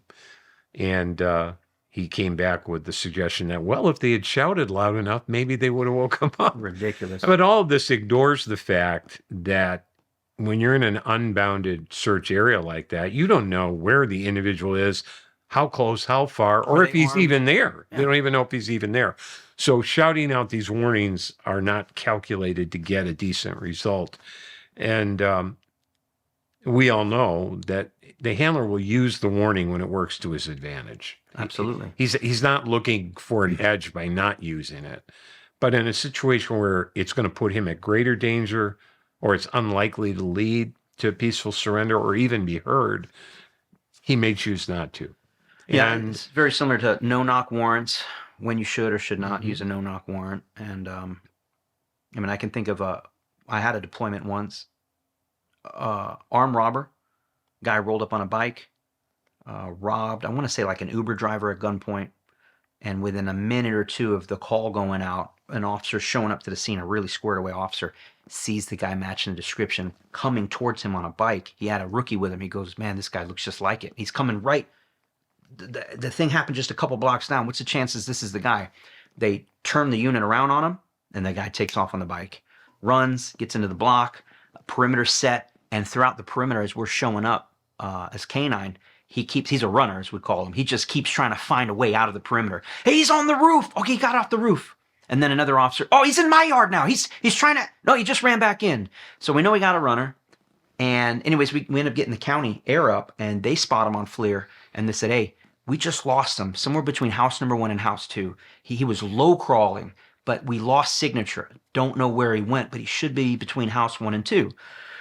And so what we end up doing, being pretty slick, we knew this guy was a runner. We end up putting a dog in yard 1 and 2 on this side, and a dog in like yard 2 or 3 on this side, so we can kind of pen him in so he doesn't run anymore. Mind you, this guy just did an armed robbery. He just stuck a gun in someone's face, threatened to kill him if they didn't give up the cash or whatever. And this is fresh. This is not the next day. This is within 2 minutes of the incident happening. So the chances are the guy still has a gun on him. I end up deploying in the hot yard. I got a great backup with me and a SWAT guy. And I don't know, this one, you know, I was a little extra, got the heebie-jeebies, so to speak. Go in, casting my dog out, and just very long story short, dog indicates where he is. My dog starts climbing the wall of a house, and I'm like, ooh, I'm kind of, my heart sank. I'm like, man, this guy's on the roof. We're sitting ducks down here. And so I call, I gave a verbal announcement. I'm going to say exactly what it was to let everybody know that we are danger hot. The guy is close, and I'm pointing towards the roof. They're looking at me, and I'm giving the call sign. The guy is here. And everyone's looking for cover. And then I'm trying to think about it. I'm like, man, if he was on the roof, the chopper would see him. But why is my dog climbing the wall? And I look, and basically it was it's a CB block construction part of the house, but it's not a shed, but I don't know what you would call it, but it's like an enclosure or a wall? Yeah, like a shed attached to the house. Okay. And what ends up being in there is it's a washer dryer room, storage room, but it's attached to the house with a door. Well, what's going on is the guy's stinking it up, and the odor's coming up out these vents that are up high. Okay. That's why my dog's climbing. Okay. So I kind of put two and two together. Finally, I go, all right, he ain't on the roof. He's in there. Now, again, another long story short, it's pretty active as a canine supervisor. We're supposed to supervise maybe more than we're supposed to deploy, but I like to lead from the front. So point is, I had a lot of action, and it is always Garret getting into it. So I say, not on this one, baby. I just had a bite fairly recently. I don't need another bite. I don't need it. And put you in, and this is for the folks at home, I don't need another bite. I don't want another bite. I don't want to do with the paperwork. Mm-hmm. We have plenty of resources on scene. So we take cover, and I start to call the guy out. And I call the guy out, and I call the guy out. We have every right, by the way. We could have breached that door and bit him, no problem. But it just wasn't even the safe thing to do. I must have called this guy out 5 times. And then I'm like, this is getting ridiculous. So I actually have my guys key up the mic. And I said, get this on recording, because we don't have body cams at this point. This is, I don't know, maybe 10 years ago or something. I give the canine announcements again, and then I give the scripted canine announcement. Mm-hmm. City of Miami Police Canine, we know you're in there. Come out now, or we will send the dog in, and he will bite you. Even though I don't want to bite this guy. The guy still ain't coming out. Well, I dumb it down. I said, I'm just going to speak to him man to man. I think I called him dickhead. I said, listen, you effing dickhead. I know you're in there. I know you can hear me. Come out. I don't want to have to bite you, man. Just come on out. I don't know how many times I asked this guy to come out. And I can get my voice pretty loud. Oh, I think I even had them do it on the PA. I mean, we exhausted everything. But like, well, I guess he ain't coming out. And I had actually learned this maybe in one of your classes or somebody else's classes, but there's something called an eyewitness. There's also something called an ear witness. And I wanted to get some ear witnesses. Mm-hmm. They may not be in the backyard to see what we're seeing, but they can definitely hear what's happening. This comes to play, and later you'll see why. Long story short, we end up having to breach that door. Probably one of the scariest moments in police work for me, towards the top 10 or so, because it was tight confines. We get that door open, and super tense. We know he's in there. Basically, we breach the door and throw the dog in. My big-ass 105-pound German Shepherd Thor, he's a hard-ass dog. Well, I get his ass up. I just get him in there. And I can tell he's trying to get in, but he can't get where he wants to. He's kind of hung up on the washer. And I don't even know what's in this room. I just want to get him up over the washer dryer that's kind of blocking the door so he can handle business back there. I want to be as not exposed as possible. He ends up going up, biting down on the guy who's hiding behind the washer dryer. Super tight confines. Very scary. Pitch black in there. The only way to see what's going on is to stand there in the doorway, which is that deadly funnel. So what ends up happening is when he gets thrown up on the washer and trying to handle business, he ends up biting this guy in the hair. This guy had super thick dreads. And then he also at the same time kind of slips and smashes his own nuts on the top of the washer dryer. And I heard my dog go, oh. like this guttural sound. And he disengages. He goes, I don't want no part of this. I was like, are you kidding me right now? Since when? This is a tough, since when do you disengage? And I guess he just wasn't having it. And I was like, no, bro, you're going back in there. I picked him up and basically threw him now over the washer dryer. And then we had contact because it was weird because when he first went in, you didn't hear anything. Now when he goes in, you can hear the, ah, all right, we got one. And anyways, we end up getting that guy into custody. Ends up getting bit in the face. Oh, and it ends up 16-year-old African-American male. White sergeant on scene. And this is what I have to think about. Like, God damn, man. I end up calling my lieutenant, and I'm like, LT, you're not going to want to hear this. I gave him the same story I told you. And I'm like, I did not mean for any of this to happen. I'm a little stressed about this one. Young kid, bit in the face, doesn't look good. And he goes, no, it sounds like you did everything right. Thank God for all the announcements we gave. This is a mostly African-American community, Haitian community, actually. This is all in Little Haiti. The neighbors come out. The lieutenant on scene, also African-American. She heard the announcements on the radio, and even I caught her as she was coming up. At some point, I don't know if she saw the guy bit first or she came to me after or whatever. And I said, hey, LT, I'm really sorry, that we have to do this paperwork. And I did not mean for the kid to get bit in the face. I had no control over that. It's how he was hiding. And she goes, no, you did everything perfect. She had my back. Thank God. And then the witnesses came out, the ear witnesses. And they said, they gave their testimony or their written statements and their verbal statements, which we recorded, saying, man, that officer gave him, I don't know how many chances to give up.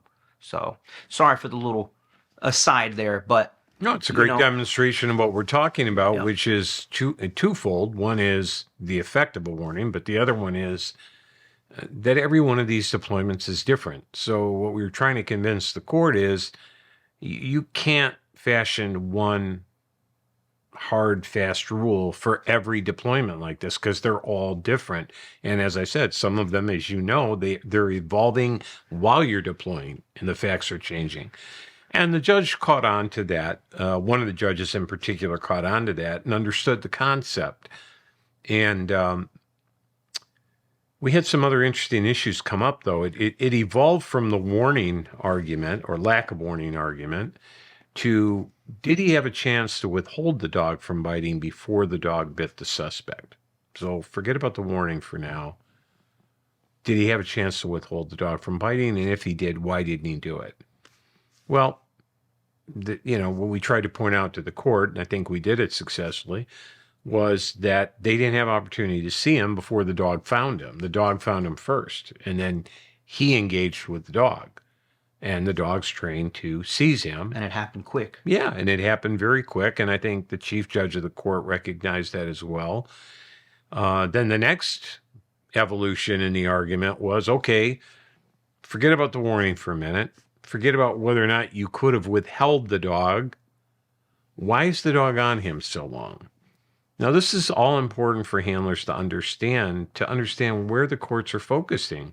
Because I can stand in front of a room and tell them this, but it's better they hear it right from the horse's mouth, so to speak. And, they were very concerned. They're like, it's a drunk driving. The guy's laying in the grass. He doesn't appear to be able to get away. Why is this dog still on him? And my co-counsel, I thought, did a great job of explaining to the court that as long as he's resisting the seizure, the dog is going to remain on him. As soon as he complies, then the dog will be removed. Of course, the court had some trouble with the concept of you're going to stay still when a dog is locked onto you, and just pointing to the instinctual factor that you're going to try to get the dog off of you or you're going to thrash around or whatever. But in the end, and I think my co-counsel did a great job of pointing out that once he did what he was asked to do, and he was able to do it, the dog was removed. But the bigger issue for that case was, don't come down with some hard and fast rule because it's not going to work. There will be a set of facts where all of a sudden now this rule won't work. And I think the court did a good job of trying to get educated on what canine handlers do, why they do it in these situations, and understanding this particular deployment and why it came out the way it did. And in the end, fortunately, we had a very strong decision from the court, which now is the law of the Sixth Circuit and will undoubtedly be referred to by other federal circuits as a source of law that they may choose to adopt. And the ruling was that canine handlers do not have a constitutional duty to issue a warning under all circumstances.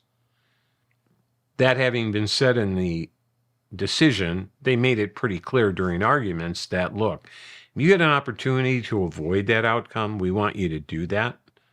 But here, we're not going to penalize them because of these facts. He did the right thing. So they reversed the lower court. The officer saved, basically. They granted the officer qualified immunity, and they dismissed the case as to the officer. So thank God. It all came out great. Thank God. Yeah. Yep. And I think, to my point, even if you said the announcements in that case or my case, it didn't make a difference anyways. In your case, the guy's passed out drunk. Maybe they not have heard the call outs anyways. In my case, the guy definitely heard us, but it didn't matter. All it did, if anything, is he was prepared to shoot at us, which the only reason we survived that day, a little bit of tactics, a lot of luck, a lot of just that ends up being young kid, 16 years old, thought better on it.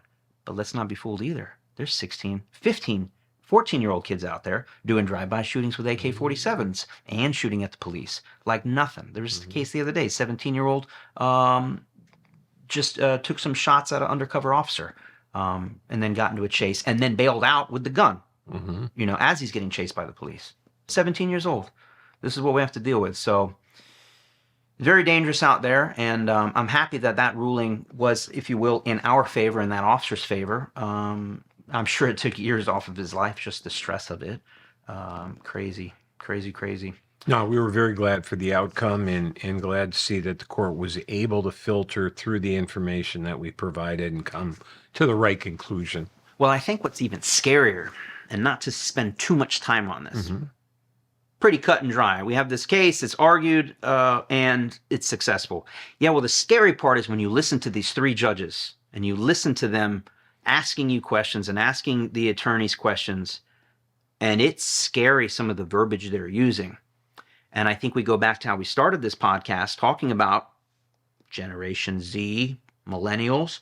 We now have these very young, very inexperienced judges making rulings that will last for generations.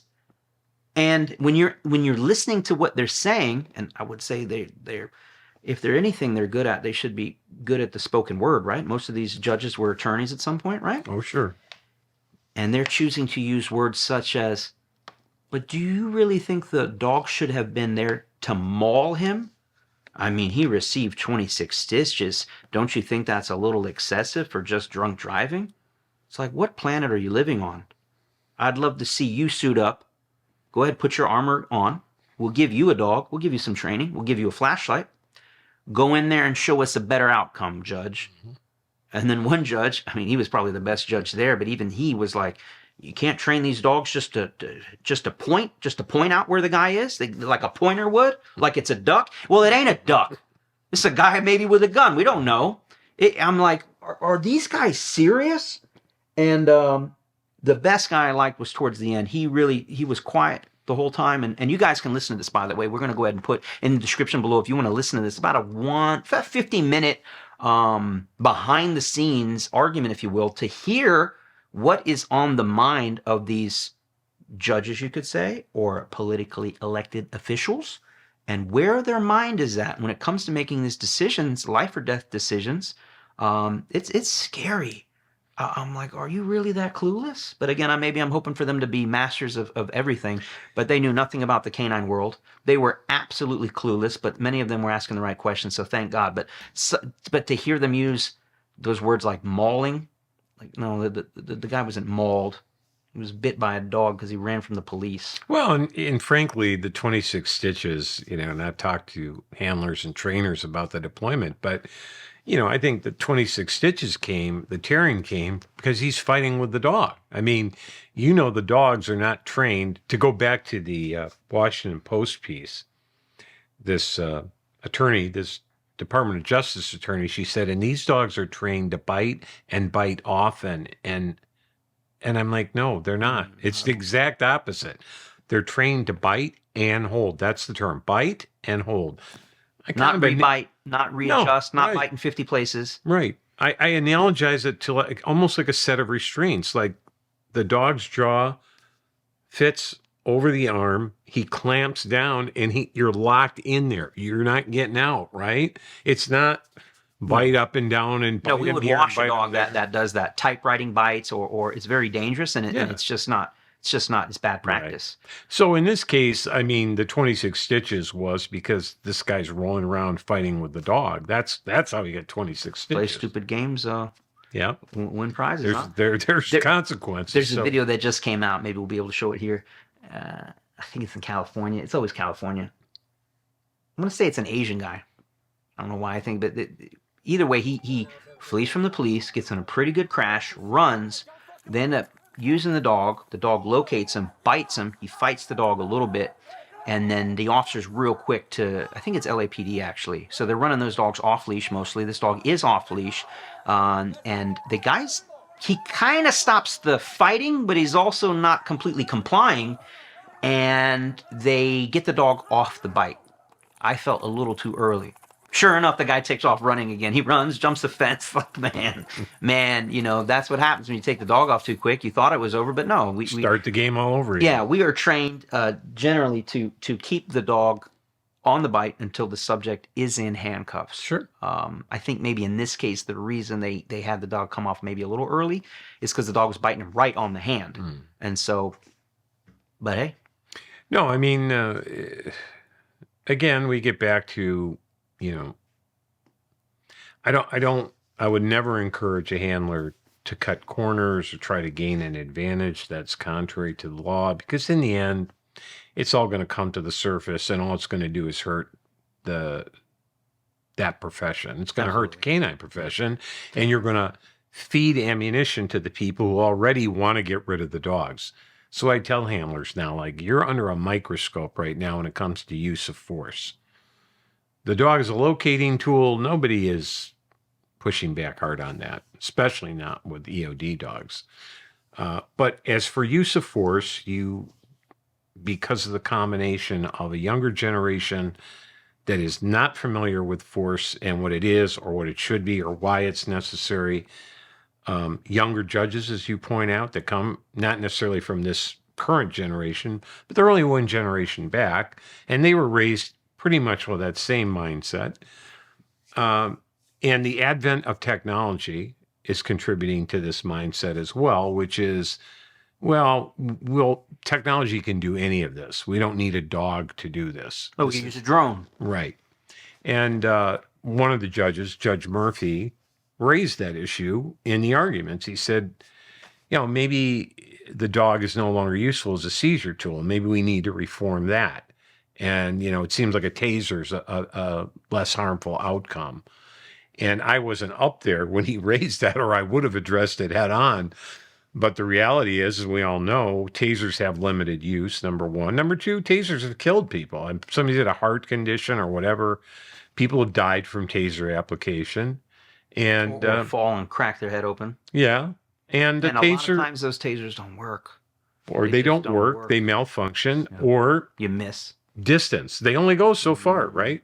The dog's not limited by that distance. So you're right, Garrett. I mean, you listen to these judges and you realize the power that they hold in these decisions and what it means for people's lives and, you know, their livings and their professions and the implications. And not just the implications on the agency and the handler and the officer, but when that bad guy's in your neighborhood doing crime, or he's hiding in your backyard, and now these officers just come upon more and more regulations and restrictions to do their job, and a lot more hands off. Right.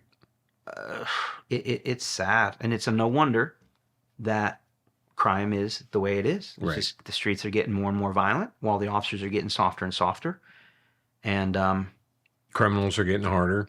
It's just a bad recipe. Yeah. And I really wonder on the pendulum of things, How far are we? Are we on the downswing yet? Or are we still on the upswing on this crazy society we're in with this political correctness and all the BS that you're seeing? And I strongly feel like how much further can we go in this direction? And I'm pointing to my right, but I should probably be pointing to my left.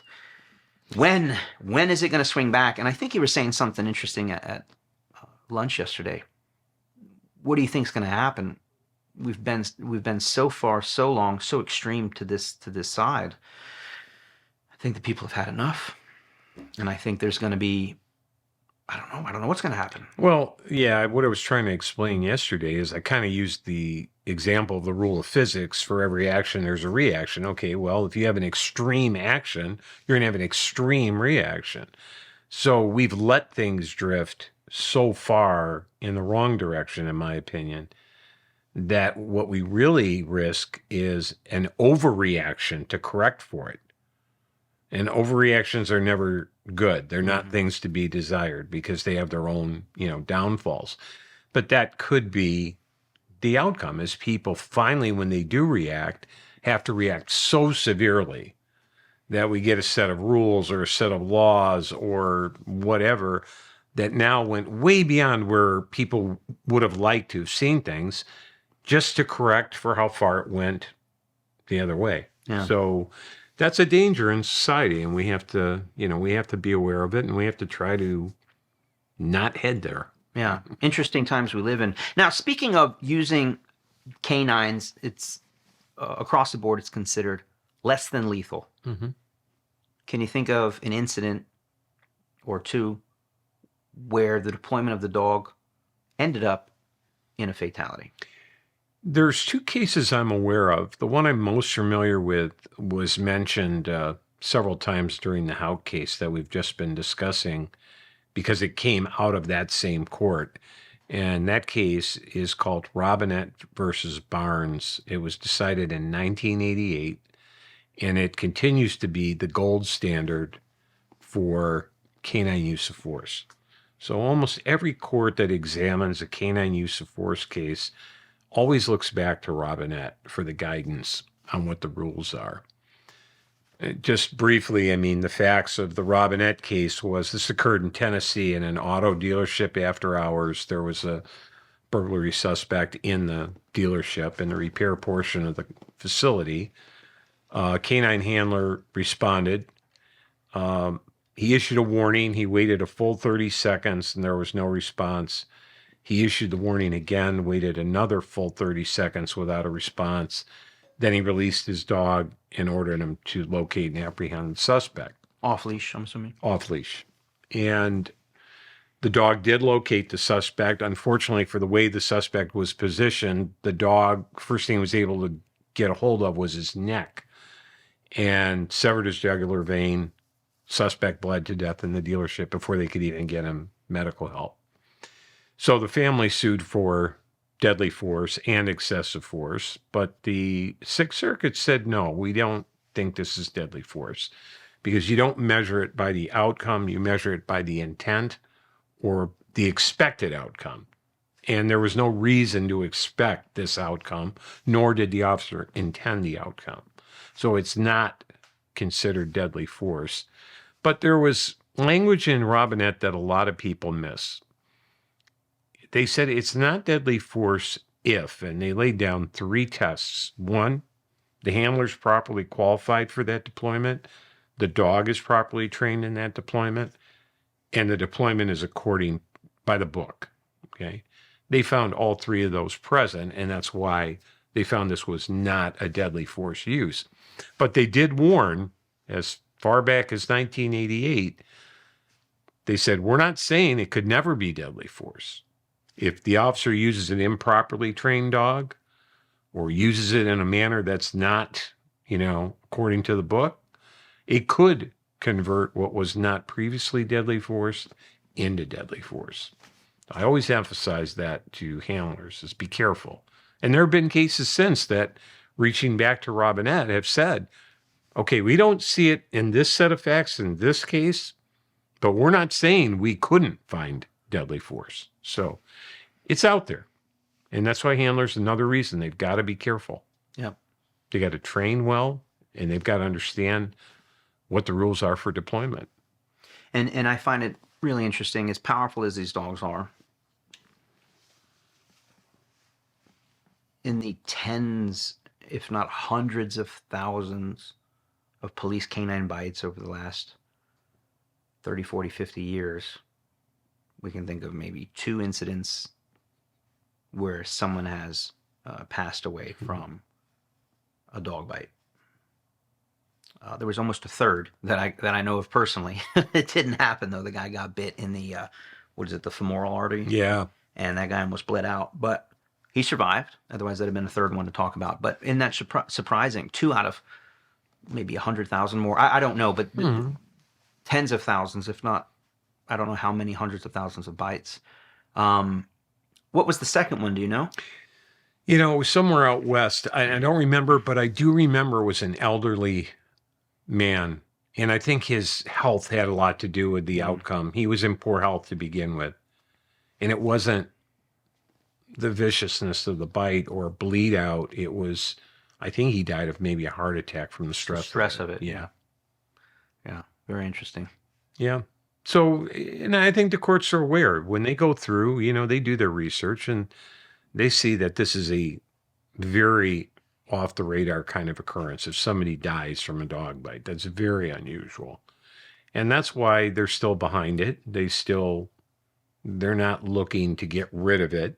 Even in our case that we were talking about, you know, the judges had a lot of questions, but only one of them raised the issue about maybe the dogs aren't as useful for a seizure tool. Maybe there are better seizure tools to avoid, you know, those outcomes. In the end, that was never part of the opinion, and the court never said that, and they never set that rule.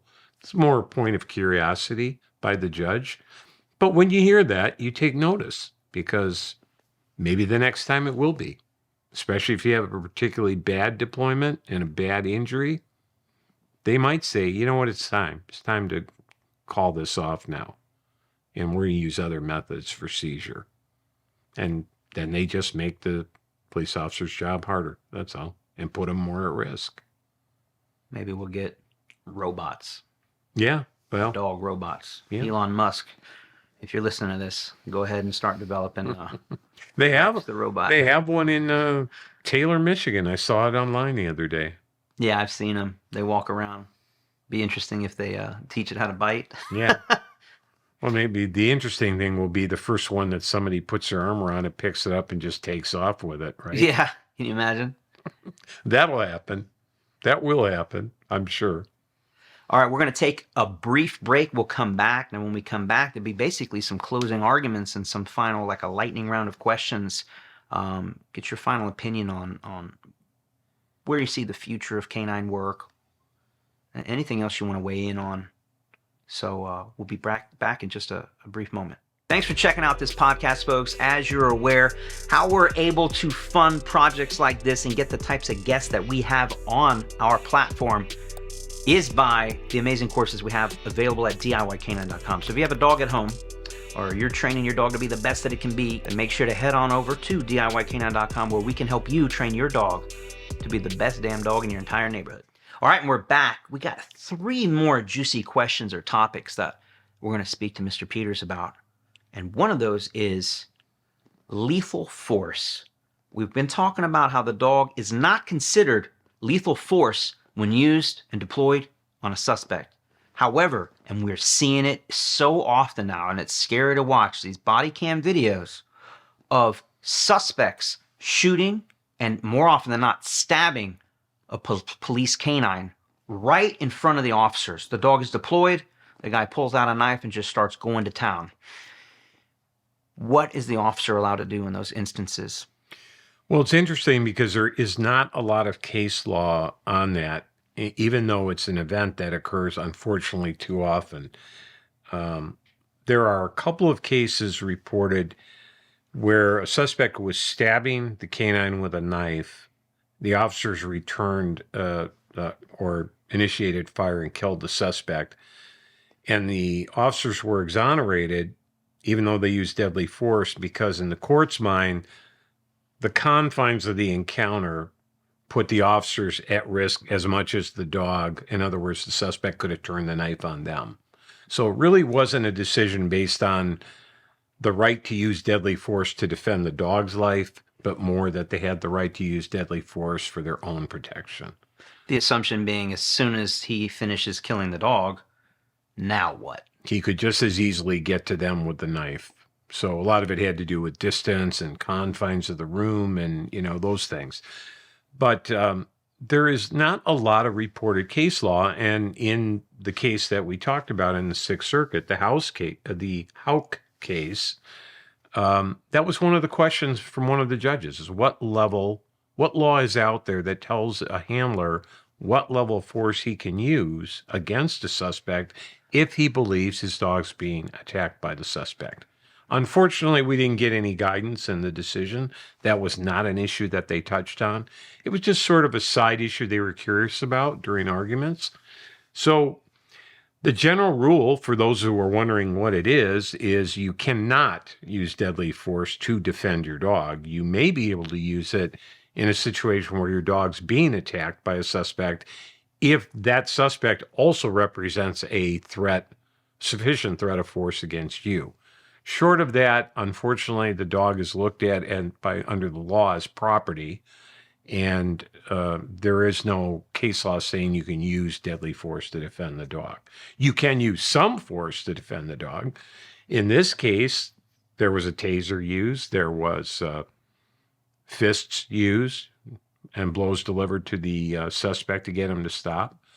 But deadly force, no, we're not there, and the courts aren't going to allow for that. Yeah, and it's very scary, especially when I watch these deployments happen, and these officers are often put in a real predicament, and it's happening quickly. And we question the handler's judgment, and it's hard. But they'll have a situation, just saw one the other day, subject bailed, he was a murder suspect, got pit maneuver on the highway, has a gun on him, exits the vehicle, and they have the highway blocked off in both ways. But the people who are on the oncoming traffic are only a few hundred yards down the road, and this guy gets out of the car with a gun in his hand, again, murder suspect, and he starts walking away from the police. He's not pointing the gun at him, so the window for deadly force isn't there yet. I mean, it could happen at any moment if he were to raise the gun. There's a canine on scene, and you can hear all the body cam, they're talking back and forth, like, hey, can you deploy your dog?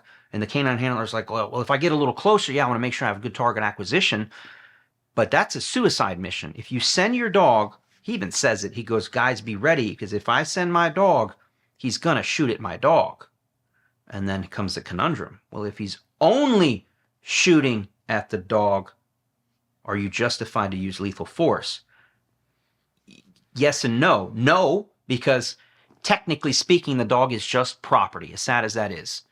It's as if he was just shooting at your police car's tire and you're not in the car.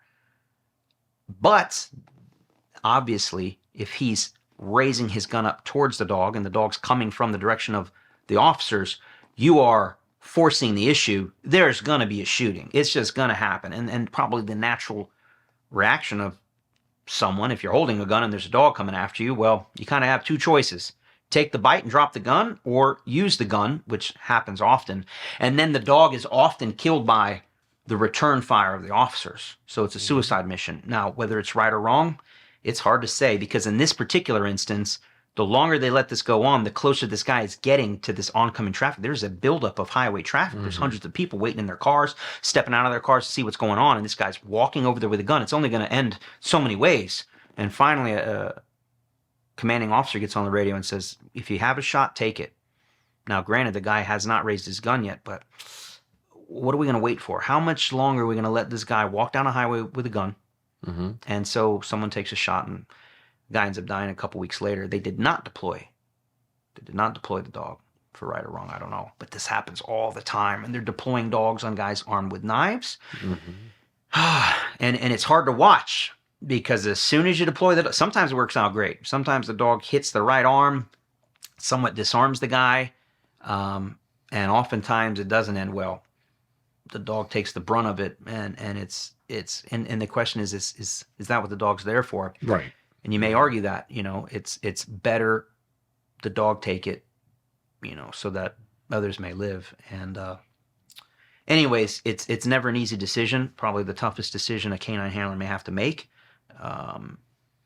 When to deploy your dog and when not to in those instances. Very hairy. And it's just crazy because, just to kind of put it into perspective what you're talking about, should they deploy a dog on a guy with a knife? But the guy with the knife is 50 plus feet away. And the dog goes over there trying to handle business, but the guy starts stabbing your dog. Legally speaking, it would be a bad shooting if you shot the guy, because he poses no imminent threat to the safety of the officers Right. who are 50 feet away. Right. Now, if this happens, but you know what ends up happening, though? Your dog's getting stabbed. You're not going to just sit there and wait and watch. No. Which actually has happened on a particular incident that I saw. They're like, he's stabbing my dog. It's like, yeah, well, we can't do anything about it. But what ends up happening often, too, is the officers will close the distance. Well, now we got a green light, Not so much to get the green light. It's just your natural reaction, that Oh, you're going to try to save the dog. yeah, absolutely. Absolutely. And Yeah. it starts getting personal at that point. Mhm. So it's a wild industry, wild profession. I mean, when those incidents happen. Anyways, let's switch gears and let's move to a great argument, an argument that's been going on for decades. Bite and hold versus bark and hold. I want to get your opinion on that. It's a question I get a lot, and handlers aren't always happy with my answer. As part of this new world of canine that we've been talking about, and the younger handlers, I've noticed that there is less and less verbal control of the dog. And whether it's because it's too hard to train for in their mind, or they don't want to devote the effort to mastering the verbal control, whatever the reason, I see more physical removal coming into play, bite sticks, choke offs, whatever it is. How do I feel about it? Well, I go back to the law. Really what the courts want, and you heard it when you listened to the case the other day, they want the dog out as soon as the individual no longer represents a threat of harm or a threat of flight. They want it. That's when they want you to shut it down. Certainly, physical removal has advantages. You determine when it ends, and it's not up to the dog to determine. And I think one of the other side benefits of physical removal, in my mind, is you avoid a second bite or a return bite. And that's important where the law is concerned too. So does it achieve the result the court wants, which is to shut it down and shut it down with certainty? Yes, it does. But the question I always have for handlers is, when your dog is deployed at a distance with the suspect and engaged, Or under a crawl space or up in an attic. yeah, well, what do you have there? And they look at me quite puzzled, like, what do you mean, what do we have? I said, you have distance, right? Yeah. Well, what's distance? Distance is safety, right? Mm-hmm. You have an opportunity to evaluate the situation without rushing into it before you know whether it's safe for you to rush into it. So you're losing the tactical advantage, to me, of the safety provided by the distance with the dog engaged in the suspect at a distance. If you're going to physically remove the dog, and the court's rule is you got to remove him as soon as the guy is no longer resisting, that means you got to go up on the suspect because you've now elected to remove him physically. To do that, you have to be up there. And you may not be safe to do that. So my rule of thumb for the law, and I advise handlers, you have to master the verbal removal, not just for legal purposes, but for your own safety. It's a better option to verbally remove the dog because you can maintain safety and distance. Okay. Have the physical removal in your bag of tricks. I mean, don't get rid of it. I'm not saying never use it, but your first priority should be verbal control. And the other problem is if you don't have any verbal control, that's a real problem when it comes to the courts. You can't be yelling at your dog or negotiating with him or begging him to disengage. He has to disengage when you tell him to disengage. if you're going up and physically removing them, smart plaintiff's attorney is going to ask, well, why didn't you verbally remove the dog? Well, I don't know what the answer is going to be. But I'm worried about the fact that in training, I see the direction going away from it completely, from the verbal control of the dog. And that's not a good thing, in my view. I think it's tricky because I think I agree with you. It never hurts to have additional options available to you. Imagine a scenario where a guy's in a crawl space. He's in there. He ain't coming out. You send a dog in, and now the dog's biting him. And you hear the guy saying, hey, I give up. Well, he can't really crawl out too easy with a dog attached to him. I don't necessarily want to go into the house myself. Not so much. I don't like spiders. I don't want to be under there. Cockroaches, who knows what's under there. But regardless, it's unsafe to go under there. Right. That's when you could definitely use a verbal out and a recall. So I agree. We should definitely train for that. But maybe I differ in the opinion of, well, I definitely don't like the ability of a rebite. And some of these dogs are super high horsepower. And, even if they do release, there's a chance of a rebite. This is where e-collar training is going to come in, is absolutely crucial. If you want to have any semblance of getting that dog to let go. And some dogs will, they heard you. Yeah, I heard you, Dad. I just need a few more minutes with this guy. And I agree with you. And what's really, you can laugh or it's sad or whatever. It's just, it is what it is. A lot of these videos where even when the officer's trying to do a physical removal, he's either not that good at it or hasn't been properly trained in it, or the dog's just a little powerful and it can't even get the dog off with a physical removal. And then we kind of joke, we shouldn't maybe, but amongst, me and my colleagues are like, every time that guy said let go or aus or los or whatever the command is, it's like, and the dog doesn't, you can chalk another 10 grand up to that lawsuit. Yeah. And here he is 10, 15 commands later.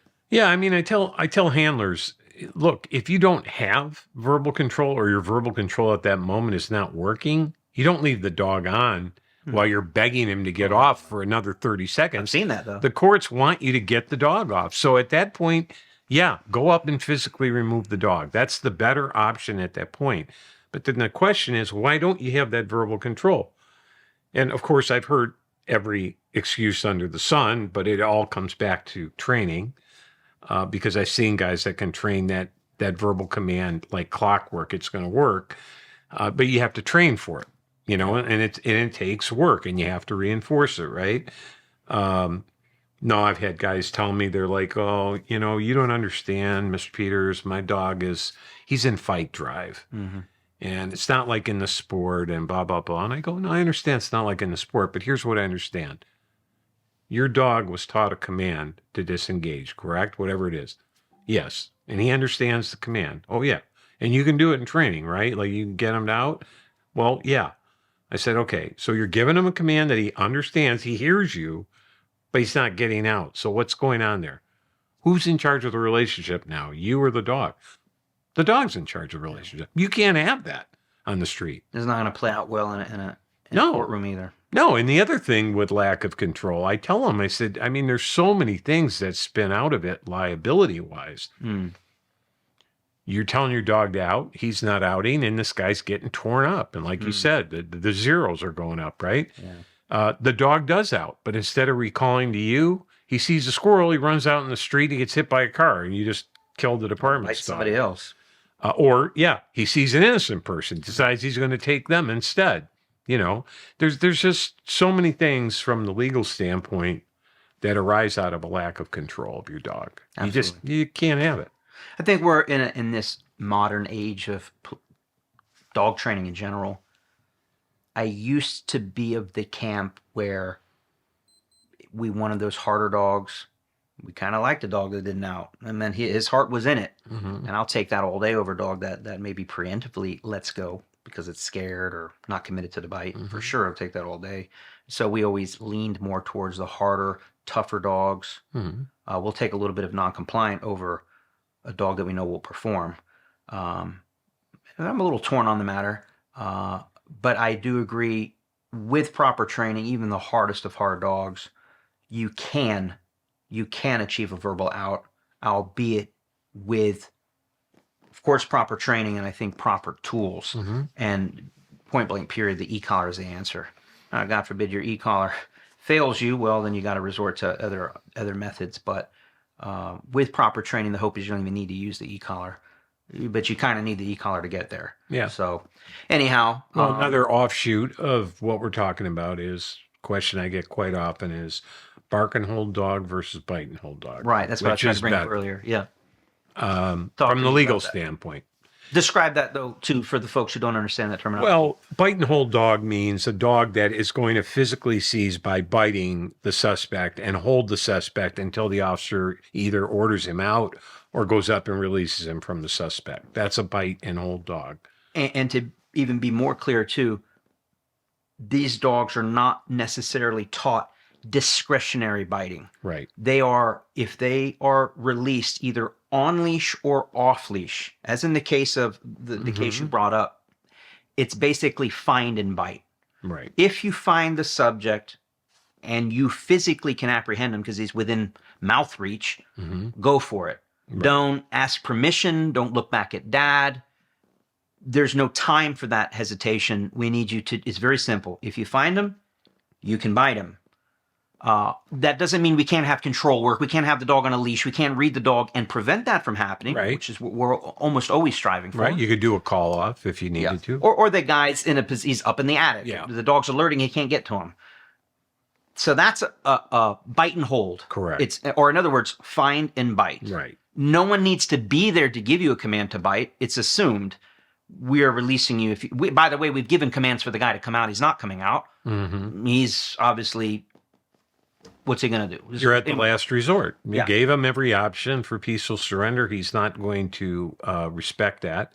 He's made it clear he's going to resist. And you're right. The dog is told. Or she. We're going to be equal opportunity here. Yeah, right. But now contrast that with bark and hold. So bark and hold is the dog is trained that when you get to the suspect, you are to engage in a posture where you just bark repeatedly to alert the handler that, number one, you've located the suspect, and number two, you're essentially guarding the suspect. The dog is not biting him. He's not initiating a bite. In fact, he's taught you don't bite him unless he suddenly darts away from you or he comes at you. Or makes a sudden movement. He makes a sudden movement. Well, dogs very quickly figure out, since their reward for most of them is to get the bite, they get frustrated frequently, these bark and hold dogs. If the guy is compliant, they're going to make him non-compliant. They're going to bump him. They're going to do something to make him jump. So freaky close. Yeah. They'll bark right in your face. Right. Just move a muscle so I can engage. Yeah. See, Dad, he did this. He was going to strike me. Right. And I mean, the liability factor there is the dog is not acting at your direction anymore. He's on autopilot. You've told him if he does this, you can bite him. So you've given him discretion, the formula to bite him. Yeah. And the dog wants to bite as his reward. And he'll figure out a way to make him move so he can bite him. I think it's more dangerous because you have less control over the outcome. And you can get a lot of multiple bite situations there. Yeah, because those dogs are also trained potentially that if the subject stops fighting, to let go. Right. And as soon as they move to go, that hurt, they're going to give it again. Right. You so much as fart, these dogs are going to bite you. So it's a myth, in other words. Yeah. The myth of dogs being trained for bark and hold, it's pretty much that. Any dog that's going to have the drive that we need to handle business on the street wants nothing more than to exercise their God-given talent to bite things. And we're just trying to put a break on that with the bark and hold, but it's a recipe for disaster. So it constantly gets brought up like cyclical, like it's brought up in the 80s and then squashed and then brought up again in the 90s, or it comes around every 10 years or so. Yeah, you think it's around now? Yeah, it is around now. I get it a lot from administrators. It's interesting. Handlers and trainers understand where it's deficient. But administrators, back to what we were talking about before. The softer, kinder, gentler. Well, they're policy guys, right? Like, this is going to, for a PR standpoint, this is better than my dogs are biting people. This way, there'll be less bites. And I tell them, not necessarily. There may be more bites. You don't know. because you're not controlling the outcome. You're letting the dog determine the outcome. Right. I think it's a way more high risk. I think a bite and hold dog that's properly trained and under control of a handler, much less problems legally. Yeah. And there are alternatives too for those that feel the need for it. We were just working with an agency a few months ago that was having, we'll just call it some issues or potential deficiencies in training and policies, and we came in to give our expert opinion for whatever it was worth.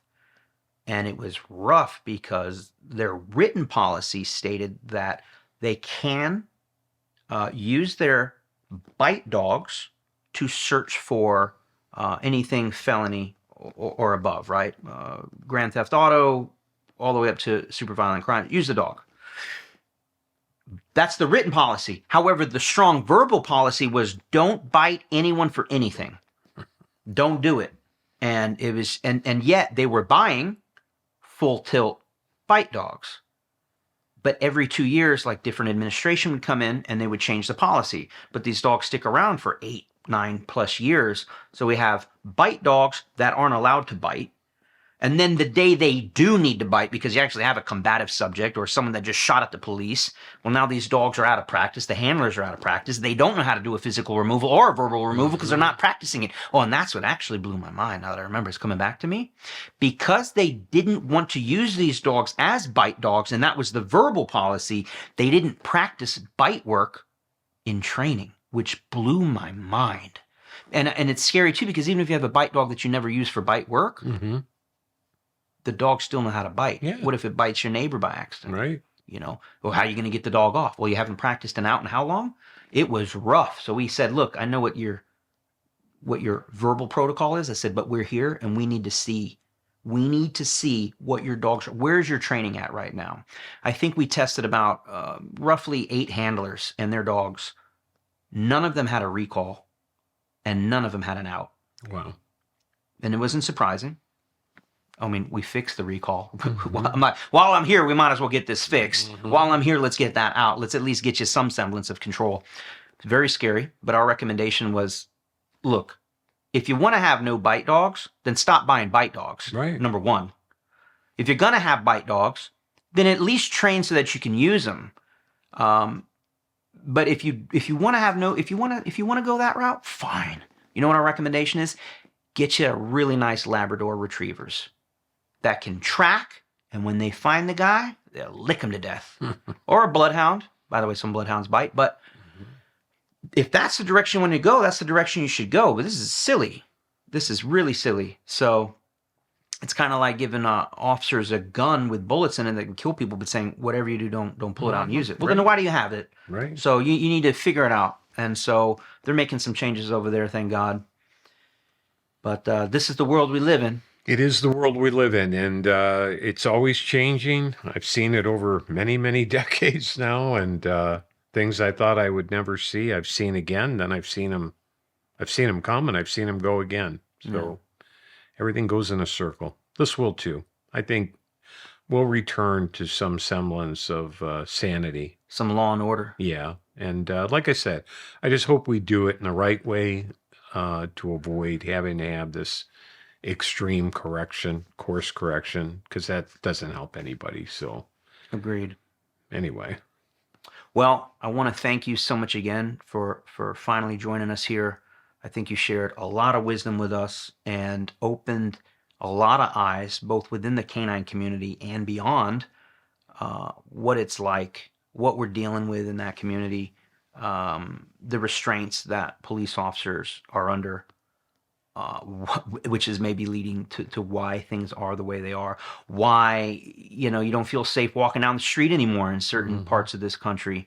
And man, as much as I hope for the best, I'm preparing for the worst. I feel like it's going to get a bit worse before it gets any better.